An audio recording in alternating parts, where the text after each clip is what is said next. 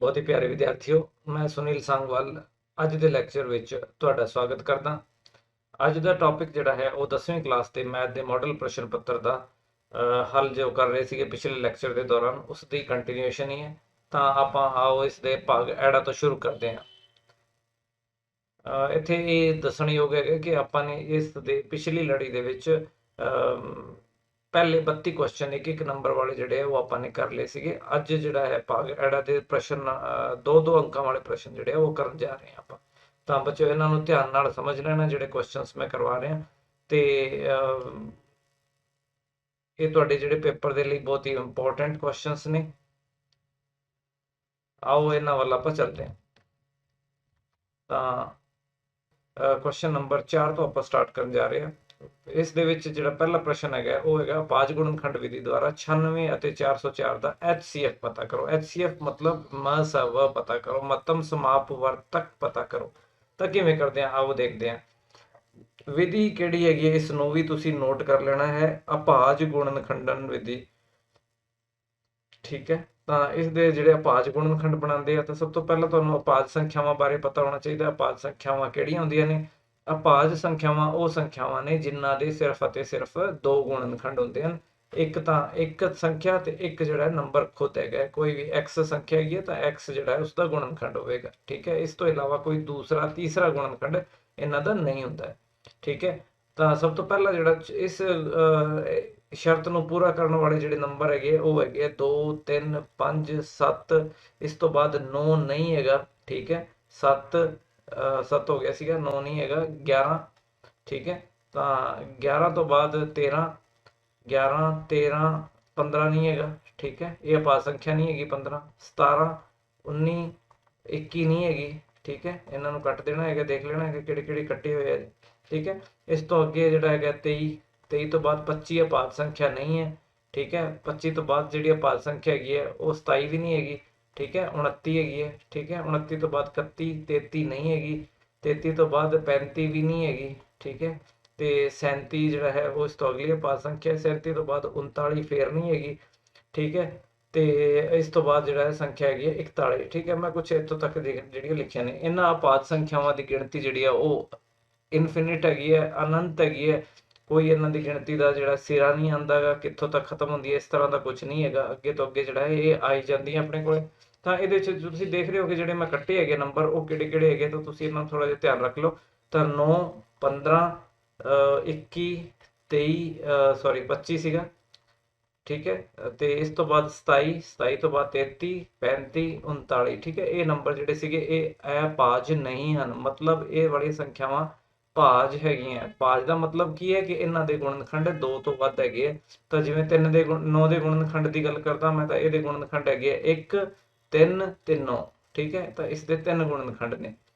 ਠੀਕ ਹੈ, ਇਹ ਬੜੀਆਂ ਸੰਖਿਆਵਾਂ ਜਿਹੜੀਆਂ ਨੇ ਇਸ 9 ਨੂੰ ਭਾਗ ਕਰਦੀਆਂ, ਇਹ ਉਹਨਾਂ ਨੂੰ ਗੁਣਨਖੰਡ ਕਹਿੰਦੇ ਆ।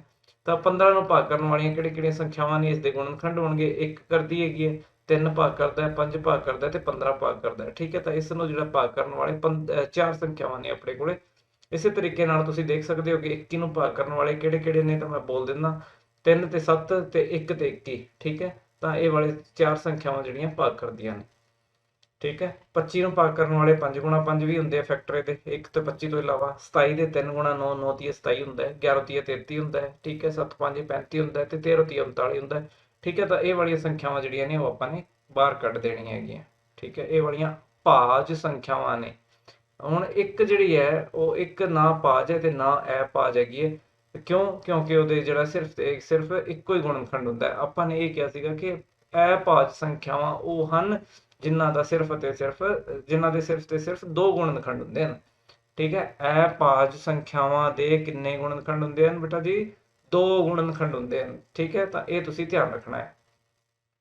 ਤਾਂ 2 ਤੋਂ ਵੱਧ ਗੁਣਨਖੰਡ ਜਿਨ੍ਹਾਂ ਦੇ ਵੀ ਹੋਣਗੇ ਉਸ ਵਾਲੀਆਂ ਸਾਰੀਆਂ ਸੰਖਿਆਵਾਂ ਨੂੰ ਕੀ ਕਹਿੰਦੇ ਆ? ਭਾਜ ਸੰਖਿਆਵਾਂ। ਤੇ ਜਿਨ੍ਹਾਂ ਦੇ 2 ਪੂਰੇ 2 ਗੁਣਨਖੰਡ ਹੋਣ ਉਹਨਾਂ ਨੂੰ ਅਪਾਜ ਕਹਿੰਦੇ ਆ। ਠੀਕ ਹੈ, ਤਾਂ ਇਹ ਜਿਹੜਾ ਤੁਸੀਂ ਆਪਣਾ ਦਿਮਾਗ ਦੇ ਵਿੱਚ ਰੱਖਣਾ ਹੈ, ਭਾਜ ਕਿਹੜੇ ਹੈ, ਅਪਾਜ ਕਿਹੜੀਆਂ ਸੰਖਿਆਵਾਂ ਨੇ। ਠੀਕ ਹੈ, ਤਾਂ ਅੱਗੇ ਦੇਖਦੇ ਹਾਂ। ਤਾਂ ਆਪਣੇ ਕੋਲ ਜਿਹੜਾ ਕੁਐਸਚਨ ਹੈਗਾ ਆਪਾਂ ਉਸ ਤੇ ਆਉਂਦੇ ਹਾਂ ਹੁਣ। ਠੀਕ ਹੈ, ਤਾਂ ਕੁਐਸਚਨ ਦੇ ਅਨੁਸਾਰ ਆਪਾਂ ਨੂੰ ਕੀ ਪੁੱਛਿਆ ਗਿਆ, 96 ਅਤੇ 404 ਦਾ ਮੈਸੇਵ ਹੈ ਪਤਾ ਕਰੋ। ਠੀਕ ਹੈ, ਤਾਂ 96 ਜਿਹੜੀ ਸੰਖਿਆ ਹੈਗੀ ਇਹਦੇ ਅਪਾਜ ਗੁਣਨਖੰਡ ਆਪਾਂ ਇੱਥੇ ਬਣਾ ਲੈਂਦੇ ਆ। ਤਾਂ 96 ਤੁਸੀਂ ਦੇਖੋ ਕਿ ਆ 2 ਨਾਲ ਭਾਗ ਹੋ ਜਾਂਦਾ, ਸਭ ਤੋਂ ਪਹਿਲੀ ਅਪਾਜ ਸੰਖਿਆ ਨਾਲ ਭਾਗ ਹੋ ਜਾਂਦਾ ਹੈ। ਠੀਕ ਹੈ, ਆਪਾਂ ਨੇ ਇੱਥੋਂ ਸ਼ੁਰੂ ਕਰਨਾ ਹੈਗਾ ਤੇ ਅੱਗੇ ਤੋਂ ਅੱਗੇ ਆਪਾਂ ਵੱਧਦੇ ਜਾਵਾਂਗੇ ਜਦੋਂ ਤੱਕ ਭਾਗ ਹੁੰਦੀ ਰਹੇਗੀ ਸੰਖਿਆ। ਠੀਕ ਹੈ, ਤਾਂ ਪਹਿਲੇ ਆਪਾਂ ਦੋ ਸੰਖਿਆ ਲਈਏ ਕਿ ਇਸ ਨਾਲ ਭਾਗ ਕਰਦੇ ਹਾਂ, ਤਾਂ 2 ਨਾਲ ਭਾਗ ਕਰਦੇ ਤੁਹਾਨੂੰ ਪਤਾ ਹੈ ਬੇਟਾ ਜੀ ਕਿ 48 ਆ ਜਾਂਦਾ ਹੈ। 48 ਆ ਗਿਆ, 2 ਨਾਲ ਫਿਰ ਭਾਗ ਕਰਦੇ ਹਾਂ ਤਾਂ ਇਹ ਤੁਹਾਡੇ ਕੋਲੇ 24 ਹੋ ਜਾਏਗਾ। ਫਿਰ 2 ਨਾਲ ਭਾਗ ਕਰੋਗੇ ਇਹ 12 ਹੋ ਜਾਏਗਾ। ਫਿਰ 2 ਨਾਲ ਭਾਗ ਕਰੋਗੇ ਤੁਹਾਡੇ ਕੋਲੇ 6 ਆਏਗਾ। ਫਿਰ 2 ਨਾਲ ਭਾਗ ਕਰੋਗੇ 3 ਆਏਗਾ। ਫਿਰ 2 ਨਾਲ ਭਾਗ ਕਰੋਗੇ ਤਾਂ 2 ਨਾਲ ਹੁਣ ਭਾਗ ਤੁਸੀਂ ਦੇਖ ਰਹੇ ਹੋ ਕਿ ਹੁਣ ਨਹੀਂ ਹੁੰਦਾਗਾ। ਠੀਕ ਹੈ, ਤਾਂ 2 ਦਾ ਖੇੜਾ ਛੱਡ ਕੇ ਆਪਾਂ ਹੁਣ 3 ਨਾਲ ਭਾਗ ਕਰਦੇ ਹਾਂ। ਅਗਲੀ ਸੰਖਿਆ ਅਪਾਜ ਸੰਖਿਆ ਨਾਲ ਭਾਗ ਕਰਨ ਦੀ ਕੋਸ਼ਿਸ਼ ਕਰਦੇ ਹਾਂ। ਜੇਕਰ ਭਾਗ ਹੁੰਦੀ ਹੈ ਤਾਂ ਆਪਾਂ ਕਰਾਂਗੇ, ਨਹੀਂ ਤਾਂ ਫਿਰ ਇਹਨੂੰ ਵੀ ਛੱਡ ਕੇ ਅਗਲੀ ਤੇ ਆ ਜਾਾਂਗੇ। ਠੀਕ ਹੈ, ਤਾਂ 3 ਨਾਲ ਅਸੀਂ ਦੇਖ ਰਹੇ ਹਾਂ ਕਿ ਭਾਗ ਹੋ ਜਾਂਦੀ ਹੈ ਤਾਂ ਆਪਾਂ ਕਰ ਦਿੰਦੇ ਹਾਂ। 3 ਨਾਲ ਭਾਗ ਕਰਦੇ ਹਾਂ ਤਾਂ 1 ਆ ਜਾਂਦਾ ਹੈ। ਤਾਂ ਇਸ ਦਾ ਮਤਲਬ ਕੀ ਹੋਇਆ ਕਿ ਜਿਹੜਾ 96 ਹੈਗਾ ਇਸ ਦੇ ਅਪਾਜ ਗੁਣਨਖੰਡ ਨੇ 96 ਬਰਾਬਰ 2 1 2 3 4 ਤੇ 5, 2 ਦੀ ਘਾਤ 5 ਬਣ ਗਿਆ ਹੈ। ਤਾਂ ਤੇ ਇਸ ਤੋਂ ਇਲਾਵਾ 3 ਦੀ ਘਾਤ 1। ਠੀਕ ਹੈ, ਤਾਂ ਆਹ ਵਾਲਾ 96 ਬਣ ਗਿਆ ਜੀ। ਠੀਕ ਹੈ, ਤਾਂ ਇਹ ਇਸ ਦੇ ਅਪਾਜ ਗੁਣਨਖੰਡ ਨੇ। ਇਸ ਤੋਂ ਬਾਅਦ 404 ਦੇ ਅਪਾਜ ਗੁਣਨਖੰਡ ਬਣਾਉਂਦੇ ਆਪਾਂ। ਠੀਕ ਹੈ, ਤਾਂ 404 ਦੇ ਅਪਾਜ ਗੁਣਨਖੰਡ ਵੀ ਕੁਝ ਇਸੇ ਤਰੀਕੇ ਨਾਲ ਬਣਾਉਂਦੇ ਆ। ਠੀਕ ਹੈ, ਤਾਂ 404 ਨੂੰ ਆਪਾਂ 2 ਨਾਲ ਭਾਗ ਕਰਦੇ ਹਾਂ, 202 ਹੋ ਗਿਆ। ਠੀਕ ਹੈ, ਫਿਰ 2 ਨਾਲ ਭਾਗ ਕਰਦੇ ਹਾਂ 101 ਹੋ ਗਿਆ। 101 ਜਿਹੜਾ ਹੈਗਾ ਤੁਸੀਂ ਦੇਖ ਰਹੇ ਹੋ ਕਿ ਇਹ ਜਿਹੜਾ ਹੈ 2 ਨਾਲ ਵੀ ਭਾਗ ਨਹੀਂ ਹੁੰਦਾ, 3 ਨਾਲ ਵੀ ਨਹੀਂ ਹੁੰਦਾ, 5 ਨਾਲ ਵੀ ਨਹੀਂ ਹੁੰਦਾ, 7 ਨਾਲ ਹੁੰਦਾ ਹੈ ਕਿ ਨਹੀਂ ਹੁੰਦਾ ਹੈ। 14 7 98 ਹੁੰਦਾ, ਤਾਂ ਇਹਦੇ ਨਾਲ ਮਤਲਬ ਇਹ 7 ਨਾਲ ਵੀ ਨਹੀਂ ਹੁੰਦਾ, 11 ਨਾਲ ਵੀ ਨਹੀਂ ਹੁੰਦਾ ਕਿਉਂਕਿ 11 ਜਿਹੜਾ ਹੈ 11 ਨਇਆ 99 ਹੁੰਦਾ ਹੈ ਤੇ 11 ਜਿਹੜਾ ਅਗਲਾ ਹੈਗਾ ਉਹ ਵਾਲਾ ਵੱਧ ਜਾਏਗਾ। ਠੀਕ ਹੈ, 11 ਦਾ 110 ਹੋ ਜਾਏਗਾ। ਠੀਕ ਹੈ, ਤਾਂ ਇਹ ਜਿਹੜਾ ਹੈ ਨਹੀਂ ਭਾਗ ਕਰੇਗਾ। ਤੇ ਇਸ ਤੋਂ ਬਾਅਦ 13 13 7 91 ਹੁੰਦਾ ਹੈ ਤੇ 13 7 91 91 ਤੇ 13 ਜਿਹੜਾ ਹੈ ਉਹ 104 ਹੈਗਾ ਅਗਲਾ ਜਿਹੜਾ ਹੈ, ਤਾਂ ਇਹ ਵੀ ਨਹੀਂ ਹੋਏਗਾ। ਠੀਕ ਹੈ, 17 17 ਵੀ ਜਿਹੜਾ ਇਸ ਨੂੰ ਭਾਗ ਨਹੀਂ ਕਰਦਾਗਾ। ਠੀਕ ਹੈ, ਕੁੱਲ ਮਿਲਾ ਕੇ ਜਿਹੜਾ ਹੈ 101 ਜਿਹੜਾ ਹੈ ਉਹ ਇੱਕ ਅਪਾਜ ਸੰਖਿਆ ਹੈਗੀ ਹੈ। ਠੀਕ ਹੈ, ਤਾਂ ਇਹ ਆਪਾਂ ਵੈਰੀਫਾਈ ਕਰ ਸਕਦੇ ਹਾਂ 101 ਅਪਾਜ ਸੰਖਿਆ ਹੈ। ਠੀਕ ਹੈ, ਤਾਂ ਆਪਾਂ 404 ਨੂੰ ਜਿਹੜਾ ਹੈ ਉਹ ਕੀ ਲਿਖ ਸਕਦੇ ਆ, ਤਾਂ ਇਹ ਲਿਖ ਸਕਦੇ ਆ ਆਪਾਂ 2 ਦੀ ਘਾਤ 2 ਤੇ 101 ਨਾਲ ਭਾਗ ਕਰਾਂਗੇ ਤਾਂ ਇਹ 1 ਆ ਜਾਏਗਾ ਤੁਹਾਡੇ ਕੋਲ। ਤਾਂ ਅੱਗੇ 101 ਆ ਗਿਆ ਜੀ ਜੋ ਕਿ ਇੱਕ ਅਪਾਜ ਸੰਖਿਆ ਹੈਗੀ। ਠੀਕ ਹੈ, ਤਾਂ ਤੁਸੀਂ ਹੁਣ ਦੇਖ ਰਹੇ ਹੋ ਕਿ ਇਹਦੇ 'ਚ ਹੁਣ ਮੈਂ ਸਹਿਬਾ ਕਿਵੇਂ ਲਿਖਣਾ ਹੈ, ਇਸ ਨੂੰ ਧਿਆਨ ਨਾਲ ਨੋਟ ਕੀਤਾ ਜਾਵੇ। ਮੈਂ ਸਹਿਬਾ ਲਿਖਣ ਦੇ ਲਈ ਜਿਹੜਾ ਹੈ ਤੁਸੀਂ ਕੀ ਕਰਨਾ ਹੈ ਕਿ ਇਹਦੇ ਵਿੱਚ 2 ਜਿਹੜਾ ਗੁਣਨਖੰਡ ਆ ਰਹੇ ਹੈਗੇ, ਜਿਹੜੇ ਸਾਂਝੇ ਗੁਣਨਖੰਡ ਹੈਗੇ ਉਹ ਸਿਰਫ ਉਹੀਓ ਲਿਖਣੇ ਹੈਗੇ। ਤਾਂ ਇਹਦੇ 'ਚ ਆਪਾਂ ਦੇਖ ਰਹੇ ਹਾਂ ਕਿ ਉੱਪਰ ਵੀ 2 ਆ ਰਹੇ, ਥੱਲੇ ਵੀ 2 ਆ ਰਹੇ, ਤਾਂ ਆਪਾਂ ਨੇ 2 ਲਿਖਿਆ। ਇਸ ਦੇ ਨਾਲ ਜਿਹੜਾ ਹੋਰ ਕੋਈ ਵੀ ਗੁਣਨਖੰਡ ਨਹੀਂ ਆ ਰਿਹਾ ਤਾਂ ਆਪਾਂ ਇਸ ਦੇ ਨਾਲ ਹੋਰ ਕੁਝ ਨਹੀਂ ਲਿਖਾਂਗੇ, ਇਕੱਲਾ 2 ਹੀ ਲਿਖਾਂਗੇ। ਹੁਣ ਇਸ ਤੋਂ ਬਾਅਦ ਇਹਦੀਆਂ ਘਾਤਾਂ ਨੂੰ ਚੈੱਕ ਕਰਦੇ ਹਾਂ, ਘਾਤਾਂ ਕਿੰਨੀਆਂ ਕਿੰਨੀਆਂ ਨੇ। ਤਾਂ ਇੱਥੇ ਤੁਹਾਡੇ ਕੋਲੇ 5 ਹੈਗੀ ਹੈ, ਇੱਥੇ 2 ਹੈਗੀ ਹੈ, ਤਾਂ ਜਿਹੜੀ ਸਭ ਤੋਂ ਛੋਟੀ ਘਾਤ ਹੈਗੀ ਹੈ ਉਹ ਆਪਾਂ ਇਸ ਦੂਸਰੇ ਪਾਸੇ 2 ਦੇ ਨਾਲ ਲਿਖਾਂਗੇ। ਮਤਲਬ ਇਹਨਾਂ ਦੇ ਵਿੱਚੋਂ ਛੋਟੀ ਘਾਤ, ਤਾਂ 5 ਤੇ 2 ਦੇ ਵਿੱਚ ਛੋਟਾ ਜਿਹੜਾ ਹੈ ਉਹ 2 ਹੈਗਾ, ਤਾਂ ਇੱਥੇ ਆਪਾਂ 2 ਲਿਖਾਂਗੇ। 2 ਦੀ ਘਾਤ 2, 2 ਦੀ ਘਾਤ 2 ਜਿਹੜਾ ਉਹ 4 ਹੁੰਦਾ ਹੈ। ਠੀਕ ਹੈ, ਤਾਂ ਮੈਂ ਸਹਿਬ ਹੈ ਅਪਾਜ ਗੁਣਨਖੰਡ ਵਿਧੀ ਦੁਆਰਾ 96 ਤੇ 404 ਦਾ ਮੈਂ ਸਹਿਬ ਹੈ 4 ਹੁੰਦਾ ਹੈ। ਠੀਕ ਹੈ, ਤਾਂ ਇਸ ਕੁਐਸਚਨ ਨੂੰ ਜਿਹੜਾ ਤੁਸੀਂ ਨੋਟ ਕਰ ਲਓ, ਬਾਕੀ ਆਪਾਂ ਅਗਲੇ ਕੁਐਸਚਨ ਤੇ ਚੱਲਦੇ ਹਾਂ। ਇੱਕ ਦੋ ਘਾਤੀ ਬਹੁਪਦ ਪਤਾ ਕਰੋ ਜਿਸ ਦੇ ਸਿਫਰਾਂ ਦਾ ਜੋੜ ਅਤੇ ਗੁਣਨਫਲ ਕ੍ਰਮਵਾਰ -3 ਅਤੇ 2 ਹੁੰਦਾ ਹੈ।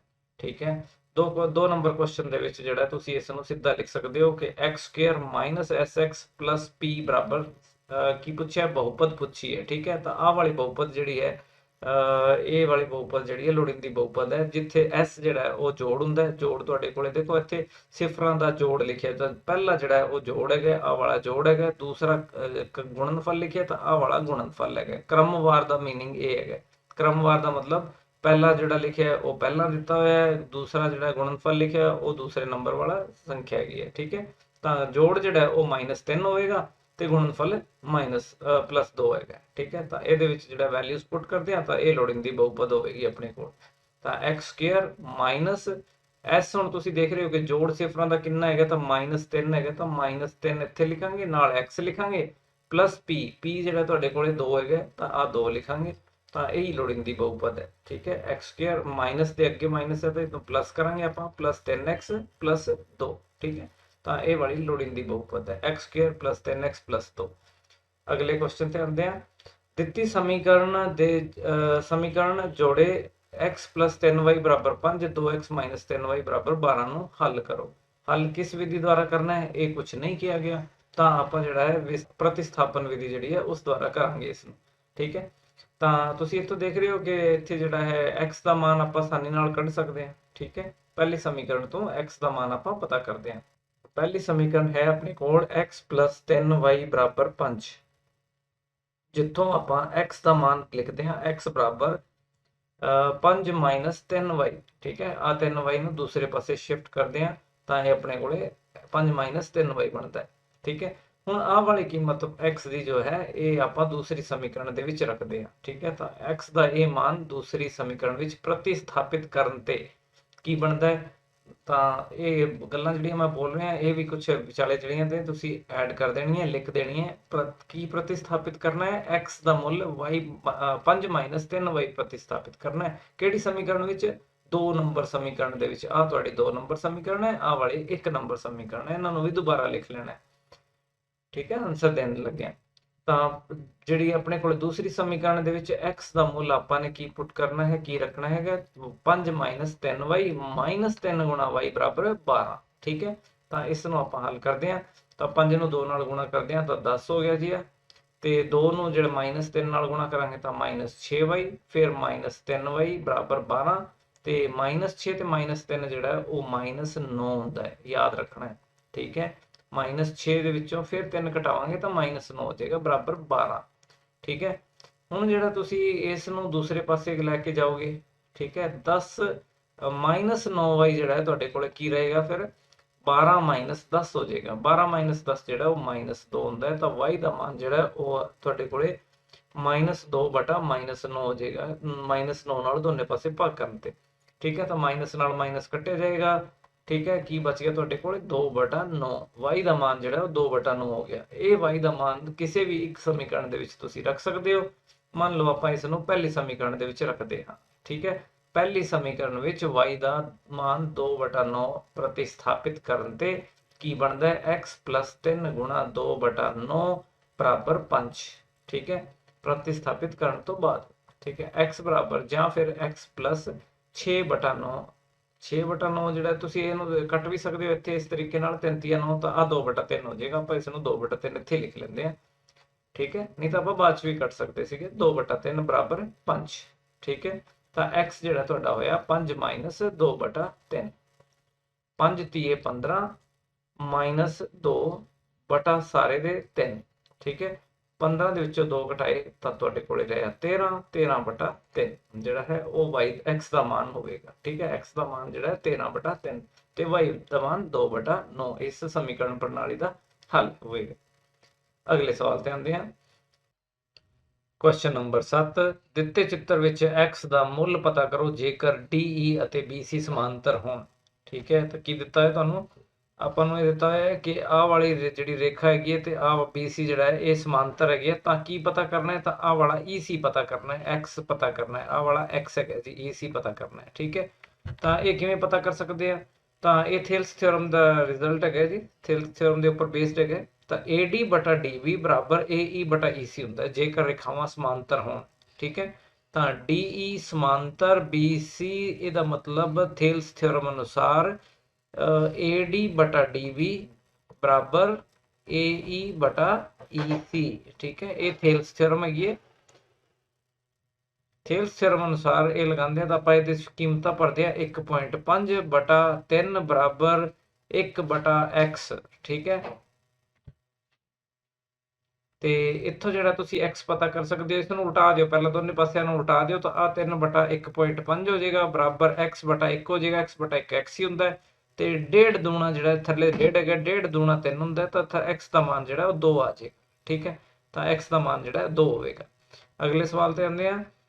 ਤਾਂ ਉਸ ਬਿੰਦੂ ਦੇ ਨਿਰਦੇਸ਼ਾਂਕ ਪਤਾ ਕਰੋ ਜੋ ਬਿੰਦੂਆਂ 4,-3 ਅਤੇ 8,5 ਨੂੰ ਜੋੜਨ ਵਾਲੇ ਰੇਖਾਖੰਡ ਨੂੰ ਅੰਦਰੂਨੀ ਤੌਰ ਤੇ 3:1 ਵਿੱਚ ਵੰਡਦਾ ਹੈ। ਤਾਂ ਇਸ ਦਾ ਸੂਤਰ ਜਿਹੜਾ ਤੁਸੀਂ ਨੋਟ ਕਰ ਲਓ।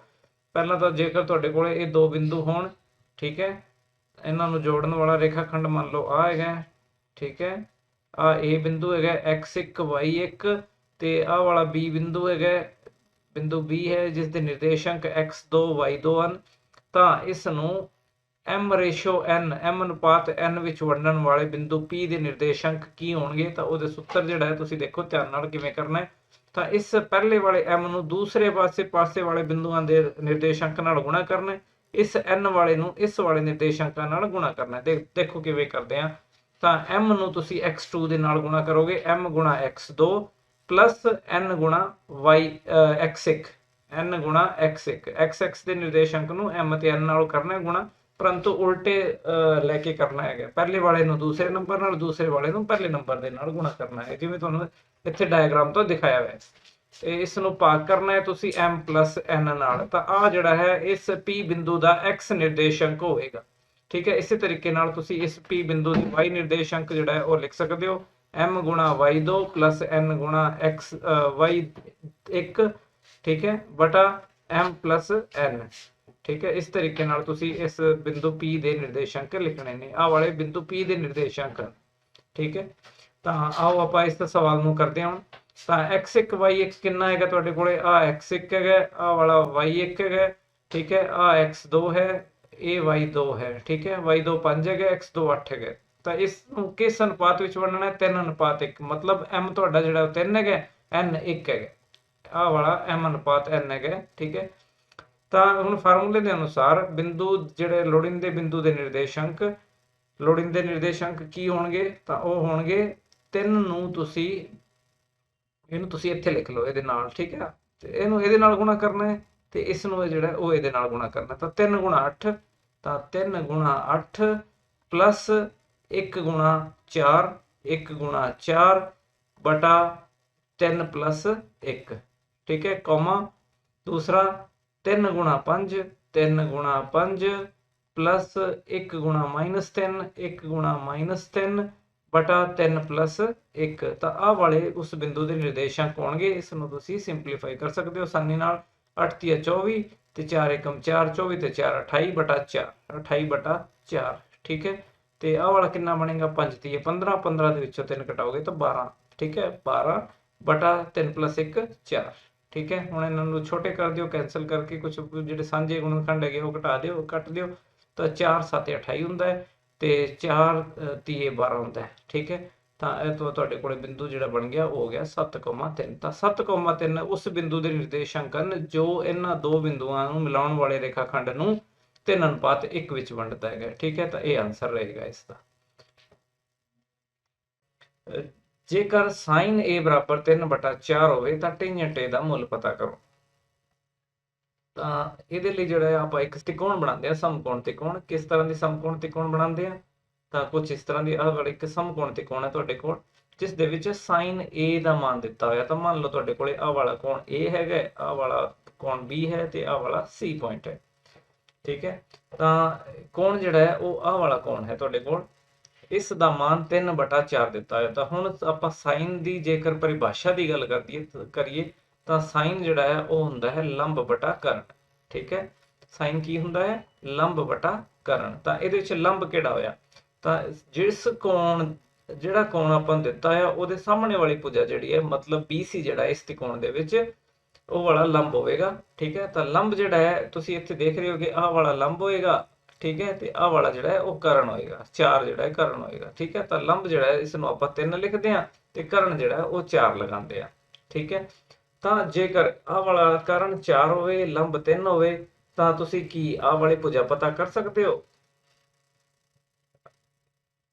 ਤਾਂ ਇਸ ਨੂੰ ਪਤਾ ਕੀਤਾ ਜਾ ਸਕਦਾ ਹੈ। ਕਿਸ ਤਰ੍ਹਾਂ ਪਤਾ ਕਰਦੇ ਆ? ਇਹ ਪਾਇਥਾਗੋਰਸ ਥਿਓਰਮ ਜਿਹੜੀ ਹੈ ਅਪਲਾਈ ਹੁੰਦੀ ਹੈ। ਪਾਇਥਾਗੋਰਸ ਥਿਓਰਮ ਦੇ ਅਨੁਸਾਰ ਆਪਾਂ ਜਾਣਦੇ ਹਾਂ ਕਿ ਕਰਨ ਦੇ ਵਰਗ ਦੇ ਵਿੱਚੋਂ ਜਿਹੜਾ ਹੈ ਦੂਸਰੀ ਇੱਕ ਭੁਜਾ ਜਿਹੜੀ ਦਿੱਤੀ ਹੋਈ ਹੈ ਉਹਦਾ ਵਰਗ ਘਟਾ ਕੇ ਤੇ ਜੇ ਵਰਗ ਮੂਲ ਲੈਂਦੇ ਆ ਤਾਂ ਆਹ ਵਾਲੀ ਜਿਹੜੀ ਹੈ ਸੰਖਿਆ ਆਪਣੀ ਸਾਈਡ ਜਿਹੜੀ ਤਿਕੋਣ ਦੀ ਆ ਜਾਂਦੀ ਹੈਗੀ, ਤਿਕੋਣ ਦੀ ਭੁਜਾ ਆ ਜਾਂਦੀ ਹੈ AB। ਠੀਕ ਹੈ, ਤਾਂ AB ਬਰਾਬਰ ਜਿਹੜਾ ਹੈ ਉਹ ਹੋਏਗਾ 4 ਦਾ ਵਰਗ -3 ਦਾ ਵਰਗ। 4 ਦਾ ਵਰਗ 16 ਹੁੰਦਾ, 3 ਦਾ ਵਰਗ 9 ਹੁੰਦਾ, 16 ਦੇ ਵਿੱਚੋਂ 9 ਘਟਾਇਆ ਤਾਂ 7 ਰਹਿ ਗਿਆ ਤੁਹਾਡੇ ਕੋਲੇ, ਤੇ 7 ਦਾ ਵਰਗ ਮੂਲ ਜਿਹੜਾ ਹੈ ਉਹ ਆਹ ਵਾਲੀ ਭੁਜਾ AB ਰਹੇਗੀ। ਠੀਕ ਹੈ, ਤਾਂ ਹੁਣ ਆਪਾਂ ਨੂੰ ਪੁੱਛਿਆ ਕੀ ਹੈਗਾ? ਪੁੱਛਿਆ ਹੈ ਟੈਂਜੈਂਟ A ਦਾ ਮਾਨ। ਟੈਂਜੈਂਟ A ਤੁਹਾਨੂੰ ਪਤਾ ਹੈ ਇਹ ਲੰਬ ਬਟਾ ਆਧਾਰ ਹੁੰਦਾ ਹੈ। ਠੀਕ ਹੈ, ਲੰਬ ਬਟਾ ਆਧਾਰ ਹੁੰਦਾ ਹੈ। ਲੰਬ ਕਿੰਨਾ ਹੈਗਾ? ਲੰਬ ਆਹ ਵਾਲਾ ਲੰਬ ਹੈਗਾ। ਠੀਕ ਹੈ, 3 ਹੈਗਾ, ਆਹ 3 ਲਗਾਇਆ ਤੇ ਆਧਾਰ ਜਿਹੜਾ ਹੈਗਾ ਤੁਹਾਡਾ, ਜਿਹੜਾ ਏ ਬੀ ਹੈ ਉਹ ਆਧਾਰ ਹੈ। ਏ ਬੀ ਦਾ ਮਾਨ ਆਪਾਂ ਨੇ ਹੁਣੇ ਪਤਾ ਕੀਤਾ, ਇਹ 7 ਵਰਗਮੂਲ ਹੈ, ਤਾਂ 3/7 ਵਰਗਮੂਲ ਇਸ ਦਾ ਜਵਾਬ ਹੋਵੇਗਾ। ਅਗਲੇ ਸਵਾਲ ਤੇ ਚੱਲਦੇ ਹਾਂ। ਦਿੱਤੇ ਚਿੱਤਰ ਵਿੱਚ ਅਰਧ ਵਿਆਸ 4 ਸੈਂਟੀਮੀਟਰ ਵਾਲੇ ਇੱਕ ਚੱਕਰ ਦੇ ਅਰਧ ਵਿਆਸੀ ਖੰਡ ਦਾ ਖੇਤਰਫਲ ਪਤਾ ਕਰੋ। ਅਰਧ ਵਿਆਸੀ ਖੰਡ ਜਿਹੜਾ ਤੁਹਾਨੂੰ ਸ਼ੇਡ ਦੇ ਵਿੱਚ ਨਜ਼ਰ ਆ ਰਿਹਾ ਹੈ, ਆਹ ਵਾਲਾ ਭਾਗ ਜਿਹੜਾ ਹੈ, ਠੀਕ ਹੈ, ਤਾਂ ਇਸ ਦਾ ਜਿਹੜਾ ਖੇਤਰਫਲ ਆਪਾਂ ਨੇ ਪਤਾ ਕਰਨਾ ਹੈ। ਦੇਖਦੇ ਹਾਂ ਕਿਸ ਤਰ੍ਹਾਂ ਕਰਦੇ ਹਾਂ। ਤਾਂ ਖੇਤਰਫਲ ਪਤਾ ਕਰਨ ਦੇ ਲਈ ਜਿਹੜਾ ਹੈ ਤੁਹਾਡੇ ਕੋਲੇ ਸੂਤਰ ਹੈ, ਅਰਧ ਵਿਆਸੀ ਖੰਡ ਦਾ ਖੇਤਰਫਲ ਬਰਾਬਰ ਇਹ ਏਰੀਆ ਮੰਨ ਲਓ, ਇੱਥੇ ਜਿਹੜਾ ਇਹ ਆਪਣੇ ਕੋਲੇ ਆ ਬਿੰਦੂ ਵੀ ਹੈਗਾ, ਠੀਕ ਹੈ, ਤਾਂ ਇਸ ਨੂੰ ਜਿਹੜਾ ਆਪਾਂ ਬਦਲ ਦਿੰਦੇ ਆ, ਏਰੀਆ ਕਰ ਦਿੰਦੇ ਆ ਜਾਂ ਖੇਤਰਫਲ ਹੀ ਕਰ ਦਿੰਦੇ ਆ। ਚਲੋ ਠੀਕ ਹੈ, ਆਪਾਂ ਨੇ ਇੱਕੋ ਜਿਹੇ ਜਿਹੜੇ ਕਨਫਿਊਜ਼ਿੰਗ ਨਾਮ ਨਹੀਂ ਰੱਖਣੇ ਆ। ਖੇਤਰਫਲ ਬਰਾਬਰ ਲੋੜੀਂਦਾ ਖੇਤਰਫਲ ਬਰਾਬਰ θ/360 ਫਾਰਮੂਲਾ ਲਿਖ ਰਿਹਾ ਗੁਣਾ ਪਾਈ ਆਰ ਸਕੁਅਰ, ਇਹ ਵਾਲਾ ਅਰਧ ਵਿਆਸੀ ਖੰਡ ਦੇ ਖੇਤਰਫਲ ਦਾ ਸੂਤਰ ਹੁੰਦਾ ਹੈ। ਠੀਕ ਹੈ, ਥੀਟਾ ਤੁਹਾਨੂੰ ਦਿੱਤਾ ਹੋਇਆ 30 ਡਿਗਰੀ ਬਟਾ 360 ਗੁਣਾ ਪਾਈ ਗੁਣਾ ਆਰ ਸਕੁਅਰ। ਪਾਈ ਜਿਹੜਾ ਹੈ ਤੁਹਾਡੇ ਕੋਲੇ ਕੋਈ ਵੀ ਇੱਥੇ ਕੁਐਸਚਨ ਦੇ ਵਿੱਚ ਕੁਝ ਵੀ ਨਹੀਂ ਲਿਖਿਆ, ਪਾਈ ਕਿੰਨਾ ਲੈਣਾ ਹੈਗਾ ਤਾਂ ਤੁਸੀਂ 22/7 ਹੀ ਲਗਾ ਦਿਓ। ਠੀਕ ਹੈ, 22/7। ਬੱਚੇ ਇੱਥੇ ਕੁਐਸਚਨ ਇਹ ਬਣਦਾ ਹੈ ਕਿ ਤੁਹਾਡਾ ਪਾਈ ਦਾ ਮਾਨ 22/7 ਹੁੰਦਾ ਹੈ। ਤੁਹਾਡੇ ਜਵਾਬ ਜਿਹੜੇ ਆ ਤੁਸੀਂ ਕਮੈਂਟਸ ਦੇ ਵਿੱਚ ਦੇਣੇ ਹੈਗੇ। ਤਾਂ ਇਹ ਜਿਹੜਾ ਹੈ 22/7 ਲਗਾਉਂਦੇ ਆ। ਅਰਧ ਵਿਆਸ ਪਹਿਲਾਂ ਹੀ ਦਿੱਤਾ ਹੈ ਤੁਹਾਨੂੰ, ਅਰਧ ਵਿਆਸ 4 ਸੈਂਟੀਮੀਟਰ ਹੈਗਾ, ਤਾਂ ਇਹ 4 ਦਾ ਵਰਗ ਹੋ ਜਾਵੇਗਾ। ਠੀਕ ਹੈ, ਆ ਕੱਟਦੇ ਆ ਆਪਾਂ। ਤਾਂ ਸਿਫਰ ਨਾਲ ਜੇਕਰ ਆਪਾਂ ਸਿਫਰ ਕੱਟ ਦਈਏ, ਠੀਕ ਹੈ, 3 ਨਾਲ 12 30 36 ਹੁੰਦਾ ਹੈ। ਠੀਕ ਹੈ, 1/12 ਬਣ ਜਾਏਗਾ ਤੁਹਾਡੇ ਕੋਲੇ। ਠੀਕ ਹੈ, ਹੋਰ ਕੀ ਕੱਟਿਆ ਜਾ ਸਕਦਾ ਹੈ? ਇਹ 4 ਦਾ ਵਰਗ ਜਿਹੜਾ ਇਸ ਨੂੰ 4 ਗੁਣਾ 4 ਲਿਖਿਆ ਜਾ ਸਕਦਾ ਹੈ। 4 30 12 ਹੁੰਦਾ ਹੈ। ਠੀਕ ਹੈ, ਤਾਂ ਇੱਥੇ ਉੱਪਰ ਜਿਹੜਾ ਤੁਹਾਡੇ ਕੋਲੇ ਕੀ ਬਚਿਆ, 22 ਤੇ 1 4 ਬਚਿਆ, 22 ਚੌਕੇ 88 ਹੁੰਦਾ ਹੈ, ਤੇ ਨੀਚੇ ਜਿਹੜਾ 7 ਤੇ 3 ਬਚਿਆ, 7 30 21 ਹੁੰਦਾ ਹੈ। ਤਾਂ 88/21 ਵਰਗ ਸੈਂਟੀਮੀਟਰ ਜਿਹੜਾ ਹੈ ਉਹ ਤੁਹਾਡਾ ਖੇਤਰਫਲ ਬਣੇਗਾ ਇਸ ਹਿਸਾਬ ਨਾਲ। ਠੀਕ ਹੈ, ਤਾਂ ਇਹ ਸੀਗਾ ਖੇਤਰਫਲ ਦੇ ਨਾਲ ਸੰਬੰਧਿਤ ਸਵਾਲ। ਅਗਲੇ ਸਵਾਲ ਤੇ ਚੱਲਦੇ ਹਾਂ। ਇੱਕ ਬੱਚੇ ਦੇ ਕੋਲ ਇੱਕ ਅਜਿਹਾ ਪਾਸਾ ਹੈ ਜਿਸ ਦੇ ਫਲਕਾਂ ਉੱਤੇ ਹੇਠ ਲਿਖੇ ਅੱਖਰ ਅੰਕਿਤ ਹਨ। ਪਾਸਾ ਕੀ ਹੁੰਦਾ ਹੈ? ਪਾਸਾ ਜਿਹੜਾ ਹੈ ਉਹ ਆਪਾਂ ਲੂਡੋ ਖੇਲਦੇ ਹਾਂ, ਜਿਹੜਾ 1 ਤੋਂ ਲੈ ਕੇ ਤੇ 6 ਨੰਬਰ ਵਾਲਾ ਜਿਹੜਾ ਹੁੰਦਾ ਹੈ, ਇਸ ਨੂੰ ਆਪਾਂ ਪਾਸਾ ਕਹਿੰਦੇ ਆ। ਕੁਝ ਇਸ ਤਰ੍ਹਾਂ ਦਾ ਨਜ਼ਰ ਆਉਂਦਾ ਹੈ। ਠੀਕ ਹੈ, ਤਾਂ ਪਰੰਤੂ ਹੁਣ ਇਸ ਦੇ ਉੱਪਰ 1 2 3 ਵਾਲੇ ਬਿੰਦੀਆਂ ਨਾ ਲਗਾ ਕੇ ਇਸ ਦੇ ਉੱਪਰ ਕੀ ਹੈਗਾ ਕਿ ਇਹਦੇ ਤੇ ABCDEA ਲਿਖਿਆ ਹੋਇਆ ਹੈ। ਠੀਕ ਹੈ, ਤਾਂ ਹੁਣ ਇਹਦੇ 'ਚ ਜਿਹੜਾ ਪੁੱਛਿਆ ਹੈਗਾ ਕਿ ਇਸ ਨੂੰ ਸੁੱਟਿਆ ਜਾਂਦਾ ਹੈ, ਤਾਂ ਇਸ ਦੀ ਕੀ ਸੰਭਾਵਨਾ ਹੈ ਕਿ A ਪ੍ਰਾਪਤ ਹੋਵੇ? ਤਾਂ ਇਹ ਜਿਹੜਾ ਹੈ ਤੁਸੀਂ ਦੇਖ ਰਹੇ ਹੋ ਕਿ ਇਹਦੇ 'ਚ 2 ਵਾਰੀ ਆਉਂਦਾ ਹੈਗਾ, 6 ਵਿੱਚੋਂ 2 ਵਾਰੀ A ਆਉਂਦਾ ਹੈ। ਠੀਕ ਹੈ, ਇੱਥੇ ਮੰਨ ਲਓ ਇੱਕ ਆਹ ਵਾਲਾ A ਹੈਗਾ, ਇੱਕ ਆਹ ਵਾਲਾ A ਹੈਗਾ। ਠੀਕ ਹੈ, ਕੋਈ ਵੀ 2 ਜਿਹੜੇ 6 ਪਾਸੇ ਹੁੰਦੇ ਇਹਦੇ, ਤੁਹਾਨੂੰ ਪਤਾ ਹੈ 6 ਫਲਕ ਹੁੰਦੇ ਇਹਦੇ। ਸੌਰੀ, ਤਾਂ 6 ਫਲਕਾਂ ਦੇ ਵਿੱਚੋਂ ਜਿਹੜਾ ਤੁਹਾਡੇ ਕੋਲੇ 2 ਵਾਰੀ A ਆ ਰਿਹਾ, ਤਾਂ ਇਸ ਦੀ ਸੰਭਾਵਨਾ ਜਿਹੜੀ ਹੈਗੀ ਹੈ 2 ਕਿੰਨੀ ਵਾਰੀ ਆ ਸੌਰੀ A ਕਿੰਨੀ ਵਾਰੀ ਆ ਰਿਹਾ ਹੈ, ਤੇ ਬਟਾ ਕੁੱਲ ਕਿੰਨੇ ਫਲਕ ਹੈਗੇ ਆ, ਤਾਂ ਕੁੱਲ 6 ਫਲਕ ਹੈਗੇ ਆ, ਤਾਂ 2/3 6 ਹੋ ਗਿਆ ਸੰਭਾਵਨਾ ਜਿਹੜੀ ਹੈ।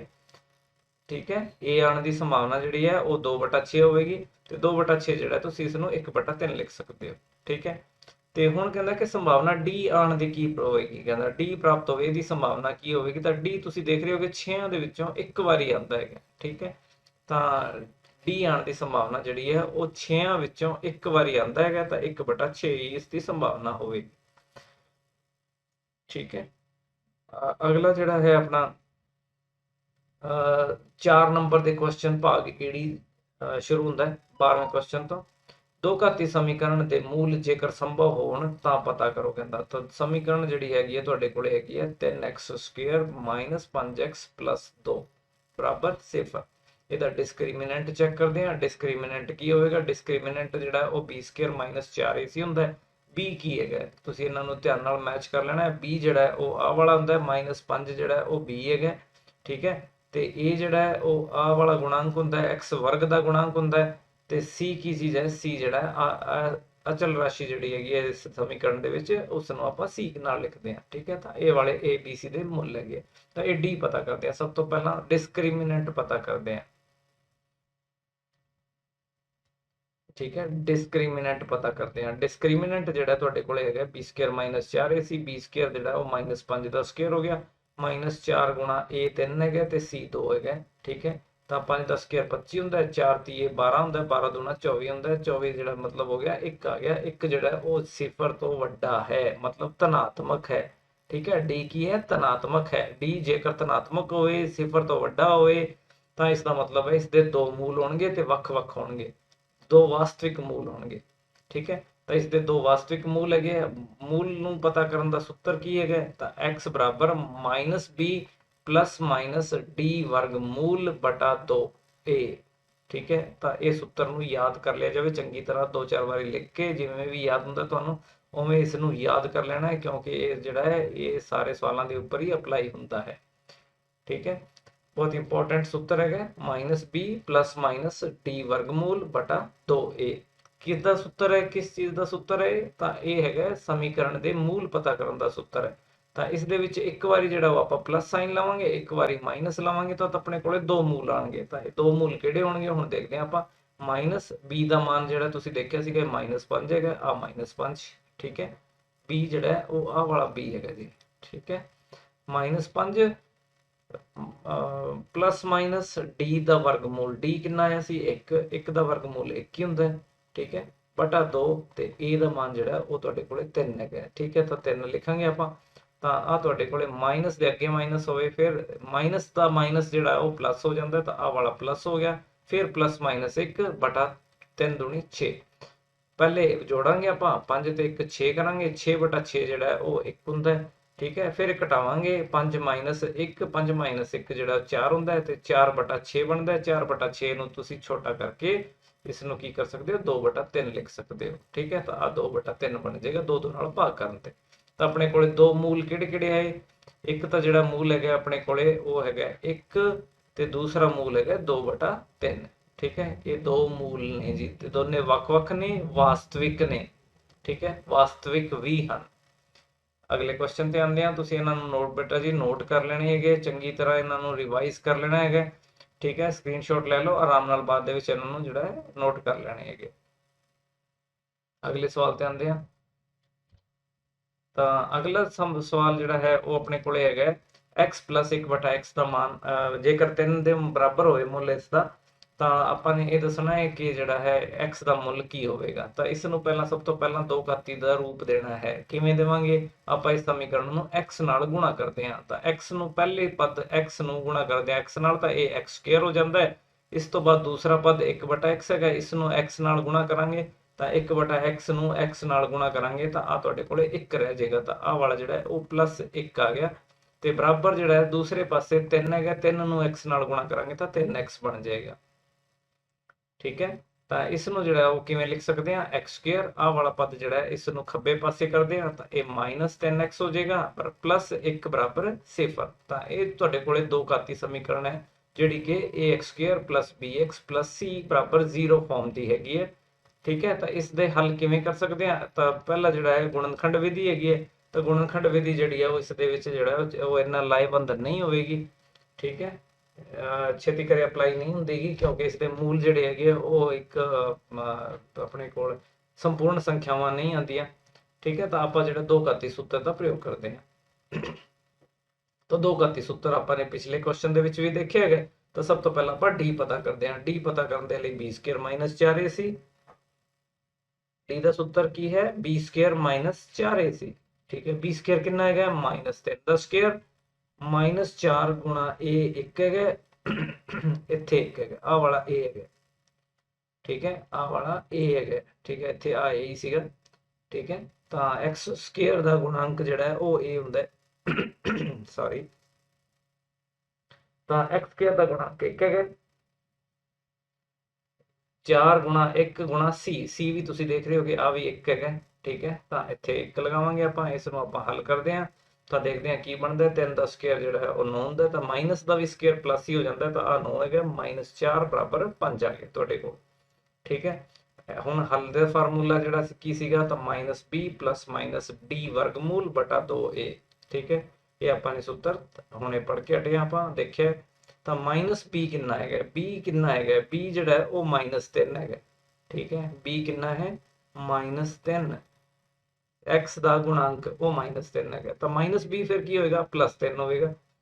ਠੀਕ ਹੈ, ਸਾਈਨ ਚੇਂਜ ਕਰ ਦੇਣਾ, ਤਾਂ ਆਹ ਵਾਲਾ 3 ਹੋ ਜਾਏਗਾ, ਫਿਰ d√d ਆਪਾਂ ਦੇਖਿਆ 5 ਦਾ ਵਰਗਮੂਲ ਹੈਗਾ।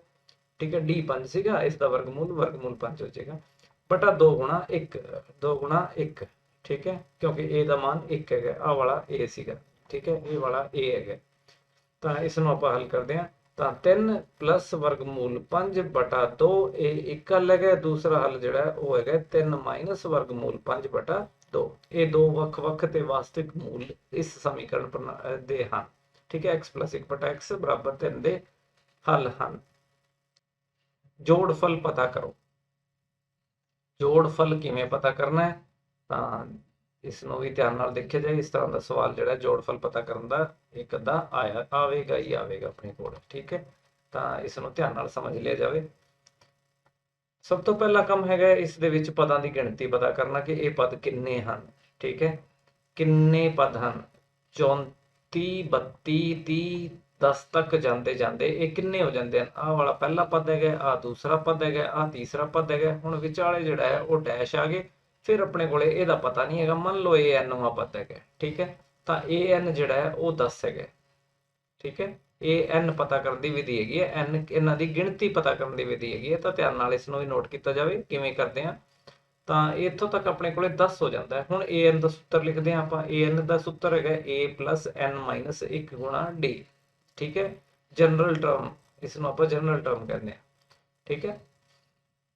तो जनरल टर्म जी है वो अपने को या एनवा पद कितना है उसका सूत्र है ए एनवा पद का सूत्र ए प्लस एन माइनस 1 गुणा डी है। तो वो 10 है तुहाडे कोल। ए की है हुण इस जी है ए की चीज़ हैगी है। तो ए जिहड़ा है वो तुहाडे कोल पहला पद ए है, आ वाला ए है 34 ए है।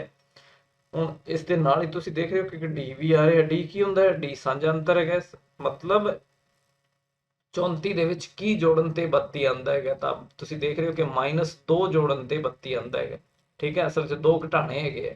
34 ਦੇ ਵਿੱਚੋਂ 2 ਘਟਾ ਰਹੇ ਆ ਆਪਾਂ ਤਾਂ 32 ਹੋ ਰਿਹਾ। 32 ਦੇ ਵਿੱਚੋਂ ਫਿਰ 2 ਘਟਾ ਰਹੇ ਆ ਤਾਂ 30 ਹੋ ਰਿਹਾ, ਠੀਕ ਹੈ। -2 ਕਰਨ ਤੇ ਤਾਂ ਡੀ ਜਿਹੜਾ ਉਹ -2 ਹੋ ਗਿਆ, ਠੀਕ ਹੈ। ਤਾਂ ਡੀ ਦਾ ਮਾਨ -2 ਆਪਾਂ ਰੱਖ ਕੇ ਇਸ ਨੂੰ ਹੱਲ ਕਰਨ ਦੀ ਕਰਦੇ ਹਾਂ। a 34 plus n minus 1 d -2 बराबर 10, ठीक है।